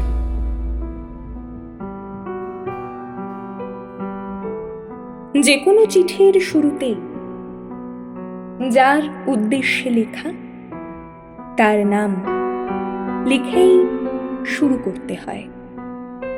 চিঠির নিয়ম তো সেটাই বলে, কিন্তু তোমার নাম লেখার ইচ্ছে বা স্বাদ কোনোটি নেই আমার। তাই চিঠির চিরাচরিত নিয়ম ভঙ্গ করে এগিয়ে চললাম। গত 3 সপ্তাহে তুমি আমাকে 5খানি চিঠি পাঠিয়েছ, আর প্রতিটি চিঠির কাঙ্ক্ষিত প্রত্যুত্তরে আমি নিরুত্তর। কিন্তু তোমার 5 নম্বর চিঠিটি পড়ে নিয়ে বুঝলাম একটা উত্তরের প্রয়োজন অবশ্যই আছে। সেখানে তুমি লিখেছ, তোমার প্রতি ভালোবাসার পুনরাবৃত্তির শঙ্কায় শঙ্কিত হয়ে আমি মৌন ব্রত অবলম্বন করছি। সত্যি কি তাই? আমার হৃদয়ে যে যন্ত্রণা থাকতে পারে, আশা থাকতে পারে, কোণ্ঠা মিশ্রিত এক রাশ অশ্রু থাকতে পারে, সেগুলো মনে এলো না। আর আজ কোন প্রণয়ের লিপিমাল্য রচনা করতে চাইছ? সেই ভালোবাসা, যে ভালোবাসাকে একদিন হস্তি যাত্রা মঙ্গলের চারিত্রিক গুণের ন্যায় পদাঘাত করে বর সেজে বিবাহ মণ্ডপের আসরে গিয়ে দাঁড়িয়েছিলে।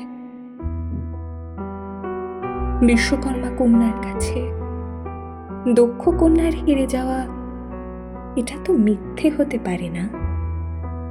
সত্য হোক কি কলি, চন্দ্র যে সর্বদাই কলঙ্কে আচ্ছাদিত, তা তুমি সশরীরে প্রমাণ করেছ।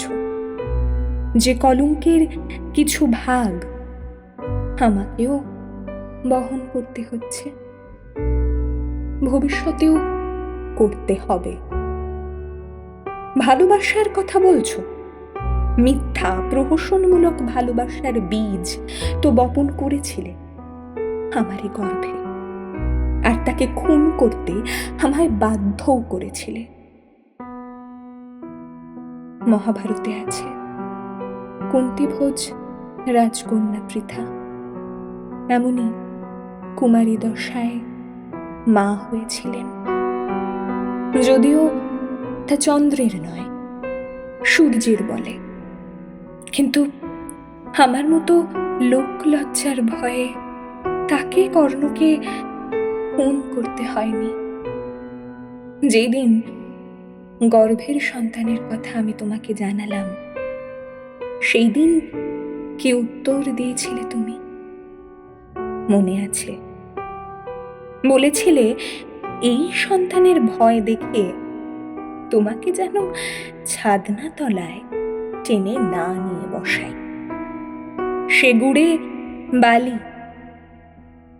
আমি এই উত্তরে তোমার প্রতি বিহ্বল নজরে চেয়েছিলাম। আমার অশ্রু সেদিন রঙ্গমঞ্চের অভিনয় মনে হয়েছিল তোমার। আমি জিজ্ঞাসা করেছিলাম, এখন আমি কি করব? আত্মহত্যা, বিষ খাবো, খড়িখাট থেকে ঝুলে পড়ব, গায়ে আগুন দেব? কারণ ওই মুহূর্তে শাঁখের কড়াতে আমি। আসতেও কাটবে, যেতেও কাটবে। তুমি ছাড়া ওই ক্ষণে আমার আর উদ্ধার নেই। শুনে হাস্যরসে নিজেকে ভাসিয়ে বিদ্রূপ ভঙ্গিতে আমায় উত্তর দিয়েছিলে, বাঙালি মেয়েরা কথায় কথায় মরতে যায়, কাপড়ে আগুন লাগিয়ে মরাটা একটা সিম্প্যাথি পাওয়ার ফ্যাশন, পুরোটাই নাটক। তাহলে তাই নাটকই বটে, তবে এও বলি, নাটকের তামাশাটা কেবল বাঙালি মেয়ের আঁচলের উপর দিয়েই হবে, আর বাঙালি বীর পুরুষের ধুতির পোঁচার উপর দিয়ে হবে না কেন? সেটাও তো বিশ্ববিধাতার একটু ভেবে দেখা উচিত। শাস্ত্রে সতীদাহ শব্দটা পরিচিত আমার, পতিদাহ নয়, কারণ সেটা করতে গেলেও তো পুরুষ মানুষের বুকের পাটা লাগে। আজ পর্যন্ত এমন কোনো কথা তো শুনলাম না যেখানে স্ত্রীর অপমানে স্বামী জ্বলন্ত চিতায় ঝাঁপ দিয়েছে, অথবা স্বামী পবিত্র কিনা সেটার জন্যে স্বামীকে অগ্নি পরীক্ষা দিতে হয়েছে। যুগব্যাপী হুতাশনের লেলিহান শিখাটা বরাবরই মেয়েদের আঁচলে বিশ্ববিধাতা বেঁধে রেখেছেন। তাহলে নাটক বলি বা কোন সাহসে? কুষ্ঠরোগীকে কোলে করে তার স্ত্রী বেশ্যার বাড়িতে পৌঁছে দিয়েছে। সতীসাধ্যের সেই দৃষ্টান্ত সমাজের বুকে উপমা সৃষ্টি করেছে। সমাজের মধ্যে অধমতম কাপুরুষতার পুরাণের গল্পটা প্রচার করে আসতে পুরুষের মনে সংকোচ বোধ হয়নি। সেই মানুষের জন্ম নিয়েও আমার প্রতি তুমি ভোগের ইচ্ছা রাখতে পেরেছ, কিন্তু তোমার মাথা হেঁট হয়নি। তোমার তিরস্কার গর্ভে থাকা সেই নিষ্পাপ বীজটিকে উপড়ে ফেলতে হয়েছিল আমাকে। আমার সন্তানটি সন্ধ্যা তারার মতোই ক্ষণকালের জন্যে উদিত হয়ে অস্ত গেল, কারণ চন্দ্রের কিরণে শ্যামলান। বর্তমানে সমাজে আমার 3টি পরিচয়, পিতৃহীনা, যুবতী আর ম্যাডাম। কিন্তু একদিন সকল পরিচয়ের আড়ালে আমার আসল পরিচয় ঢাকা পড়ে যায়। এই 3টি পরিচয় এক নিমেষে ধূলিসাৎ হতে পারে যদি আমার চরিত্রে সমাজ দোষ খুঁজে পায়। তখন আমার 4র্থ পরিচয়টি হবে কুলোটা।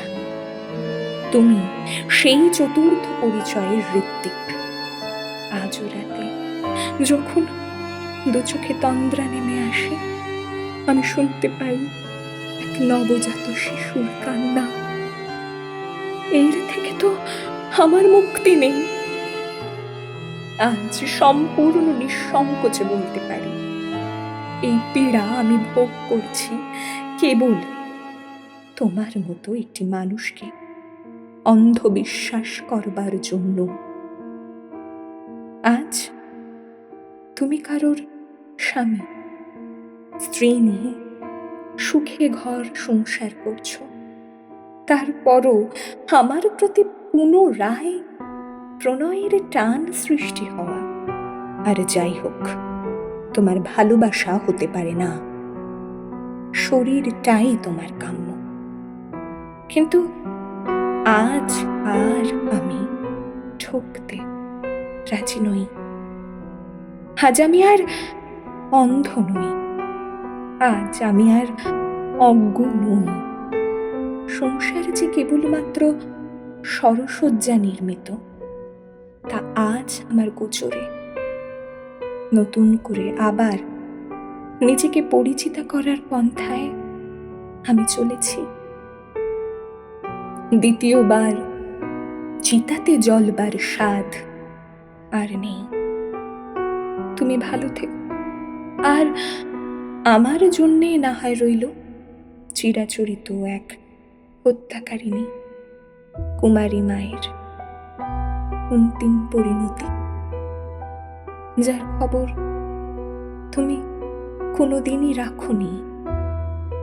একদিকে এটাই মঙ্গল, সংসার পূর্বপথ চলবে। ইতি তোমার চরণতল আশ্রয়োচ্ছিন্ন কৃত্তিকা। ঘড়ির ঢং শব্দ হতেই ঘরে থাকা তিনজন বেশ চমকে ওঠে। না, ভয়ে নয়, চমকিয়েছে কৃত্তিকার যন্ত্রণাতে। চিঠির আবহ মধ্যাহ্নের প্রহরকে কেমন যেন স্থির করে গেল। দামিনী ধীরে ধীরে চেয়ার ছেড়ে উঠে জানলার কাছে গিয়ে দাঁড়ায়। সৌরজা চিঠিটা ভাঁজ করতে করতে বলে, রাকেশের নাম দিয়ে চিঠি শুরু না করলেও ছদ্মনাম চিঠি জুড়ে রেখেছে। দামিনীর কোনো উত্তর নেই। সে ঠায় দাঁড়িয়ে আছে জানলার কাছে, কপালে জোরালো ভ্রুকুটি। সৌরজার কথাতে সর্বরী সামান্য অবাক হলে সৌরজা জানায়, বারবার চন্দ্র লিখেছে না, ওটাতেই রাকেশের নাম। চন্দ্রের নাম যেমন বিধু, শশী, নিশাকর, তেমনি আর একটা নাম হলো রাকেশ। কিন্তু ওই লাইনটার মানে কি? ওই যে বিশ্বকর্মার কন্যার কাছে দক্ষ কন্যার হেরে যাওয়া? আরে বিশ্বকর্মার মেয়ে হলো সংজ্ঞা, আর দক্ষের কন্যা হলো সতী। সে তো ছোট মেয়ে। দক্ষের মোট 60খানি মেয়ে, তার মধ্যে একটি হলো কৃত্তিকা। সংজ্ঞার সাথে রাকেশের বিয়ে হয়েছে বলে কৃত্তিকা ওই লাইনটা লিখেছে। কৃত্তিকা একটা নক্ষত্রের নাম, তাই না? ইয়েস, অশ্বিনী, রোহিণী, মৃগশিরা, উত্তর ফাল্গুনী, এই যে চাঁদের 27টা নক্ষত্র, এই 27টাই হলো দক্ষের মেয়ে। তার মধ্যে একটি 3 নম্বর কৃত্তিকা। আর আর সংজ্ঞার বিয়ে সূর্যদেবের সাথে। হ্যাঁ, সংজ্ঞার গর্ভ থেকে জন্ম নেয় যম আর যমুনা। দামিনীর এসব কথাতে মন নেই। হঠাৎ বাইরের দিকে তাকিয়ে থেকে বেশ রেগেই বলে ওঠে, পুরাণ ছেড়ে কেসে আসলে ভালো হয় না? দামিনীর কড়া স্বরে বাকি দুইজনে চুপ করে যায়। দামিনী নিজের মনে বলে চলে, রাকেশের মোট চিঠি 7টা, কৃত্তিকার চিঠি এটাকে ধরে 4টে। রাকেশের 5 নম্বর চিঠির পর কৃত্তিকার প্রথম চিঠি, রাকেশের 6 নম্বর চিঠি, কৃত্তিকার 2, রাকেশের 7 নম্বর চিঠি, কৃত্তিকার 3, তারপরে রাকেশের চিঠি। কৃত্তিকার 4 নম্বর চিঠি ধরলে তো রাকেশের 8 নম্বর চিঠি থাকা উচিত। হয়তো কৃত্তিকা সেটা দেয়নি গায়ত্রী দেবীকে। কিন্তু সর্বোপরি প্রশ্ন থাকছে যে কেন দেবে না? আচ্ছা ম্যাডাম, রাকেশ যেমন পরপর 5খানা চিঠি লিখেছে, কৃত্তিকা শেষে গিয়ে পরপর 2টো। সর্বরী কথাটা শেষ করতে পারল না। তার আগেই সৌরজা একটা চিঠি সর্বরীর মুখের সামনে তুলে ধরে, বলে, শেষ কয়েকটা লাইনে কি লেখা? সর্বরী কৃত্তিকার 4 নম্বর চিঠি হাতে তুলে নিয়ে পড়তে থাকে। তাতে কৃত্তিকা লিখেছে, গত চিঠিতে তুমি লিখেছিলে সংজ্ঞাকে তুমি নও, সে নিজেই আপন বুদ্ধি বলে আমার কাছে এসেছিল। যদি সত্যি তাই হয় তাহলে বেনারসের ঘটনা তার গোচরে কি করে? মাঝে মাঝে মনে হয় ঈশ্বর তোমাকে ঠিক কোন ধাতুতে গড়েছেন সেটা যদি আমায় বলতেন তাহলে নিজের অংশকে সেইভাবেই নির্মাণ করতাম। শ্রীগালকে ভাঙা বেড়া দেখাচ্ছ, যাই হোক, আমি আর এই মানসিক দ্বন্দ্বের সহিত লড়তে পারছি না। হয় শীঘ্র ঘটনার সমাধান করো, নতুবা ছিন্নপত্র প্রেরণ করো। আমি চাই না বুধির দশা তার হোক। ইতি অনুকম্পা প্রার্থিনী, কৃত্তিকা। সর্বরী শান্ত দামিনীর দিকে চায়। দামিনী সেই একই রকম জানলার কাছে দাঁড়িয়ে বলে ওঠে, রাকেশের সে লেখা চিঠি কই? এই 7খানা চিঠির মধ্যে সংজ্ঞার উল্লেখ নেই, তাহলে অবশ্যই 8 নম্বর চিঠি মিসিং। দামিনী বলেই সৌরজের দিকে চেয়ে নিয়ে আদেশের ভঙ্গিতে বলে ওঠে, ইন্দিরাকে একবার ডাকো তো। কথা মতো ঘর থেকে বেরিয়ে মিনিট খানেকের মধ্যে ইন্দিরাকে সাথে করে নিয়ে ঘরে প্রবেশ করে সৌরজা। খাটের এক প্রান্তে বসতে বলে দামিনী জিজ্ঞেস করে ওঠে, কৃত্তিকা কি কখনো বেনারস গিয়েছিল? সামান্য অবাক হয়ে ইন্দিরা জানায়, কই, আমি তো এমন কোনো কথা শুনিনি। মাসিমা হয়তো। তোমার যামিনী মাসিমা জানলেও বলবে, আমি কিচ্ছু জানি না। কথাটা বেশ রাগের সাথে সর্বরী বলে দরজার দিকে তাকায়। সেটা দেখা মাত্রই দামিনী হেয়ালির ভঙ্গিতে বলে, চিন্তা নেই, আরই পাতে নেই সর্বরী।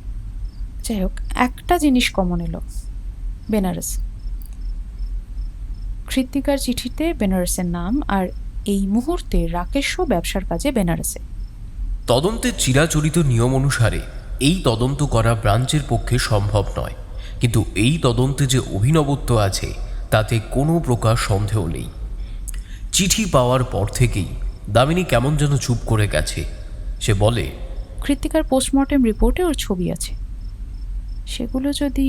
দামিনী শেষ করার আগেই সর্বরী বেশ উত্তেজিত হয়ে জানায়, এখানকার সদর থানার থেকে নিলে হয় না? সর্বরীর কথাতে সৌরজা ফিকে হাসি হেসে নিয়ে উত্তর দেয়, সেই তারপর সদরখানা আমাদের জিজ্ঞাসা করবে কেন, আমরা উত্তর দেব যে না, আমরা ঘুরতে এসে তদন্তে নেমেছি। সেই খবর ছুটবে রুদ্রনারায়ণের কাছে, তারপর রুদ্রনারায়ণ লাল শিলমোহর মারা কাগজ আমাদের 3 জনকে উৎসুক করবে। সর্বরী দমে যায়, আর তার মুখে কোনো কথা নেই। কিন্তু পরক্ষণেই সে বলে ওঠে, ভিতরের কনস্টেবলকে ঘুষ দিলেই তো।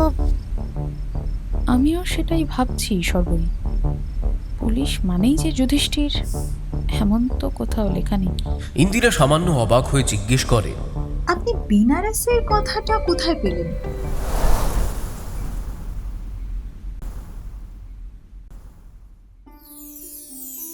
আপনারা এতক্ষণ শুনছিলেন শান্তনু দাশের কলমে দামিনী সিরিজের নতুন একটি গল্প, দোষজ্ঞের বাণ। আজকের গল্পটি আপনাদের কেমন লাগলো তা নিচে কমেন্ট করে জানাবেন। গল্পটিকে লাইক, শেয়ার এবং সাবস্ক্রাইব করতে ভুলবেন না। তাহলে আজকের জন্য বিদায়। আমরা ফিরে আসব দোষজ্ঞের বাণের দ্বিতীয় পর্ব নিয়ে। খুব দেরি নয়, কিন্তু খুব শীঘ্রই আসব। ধন্যবাদ।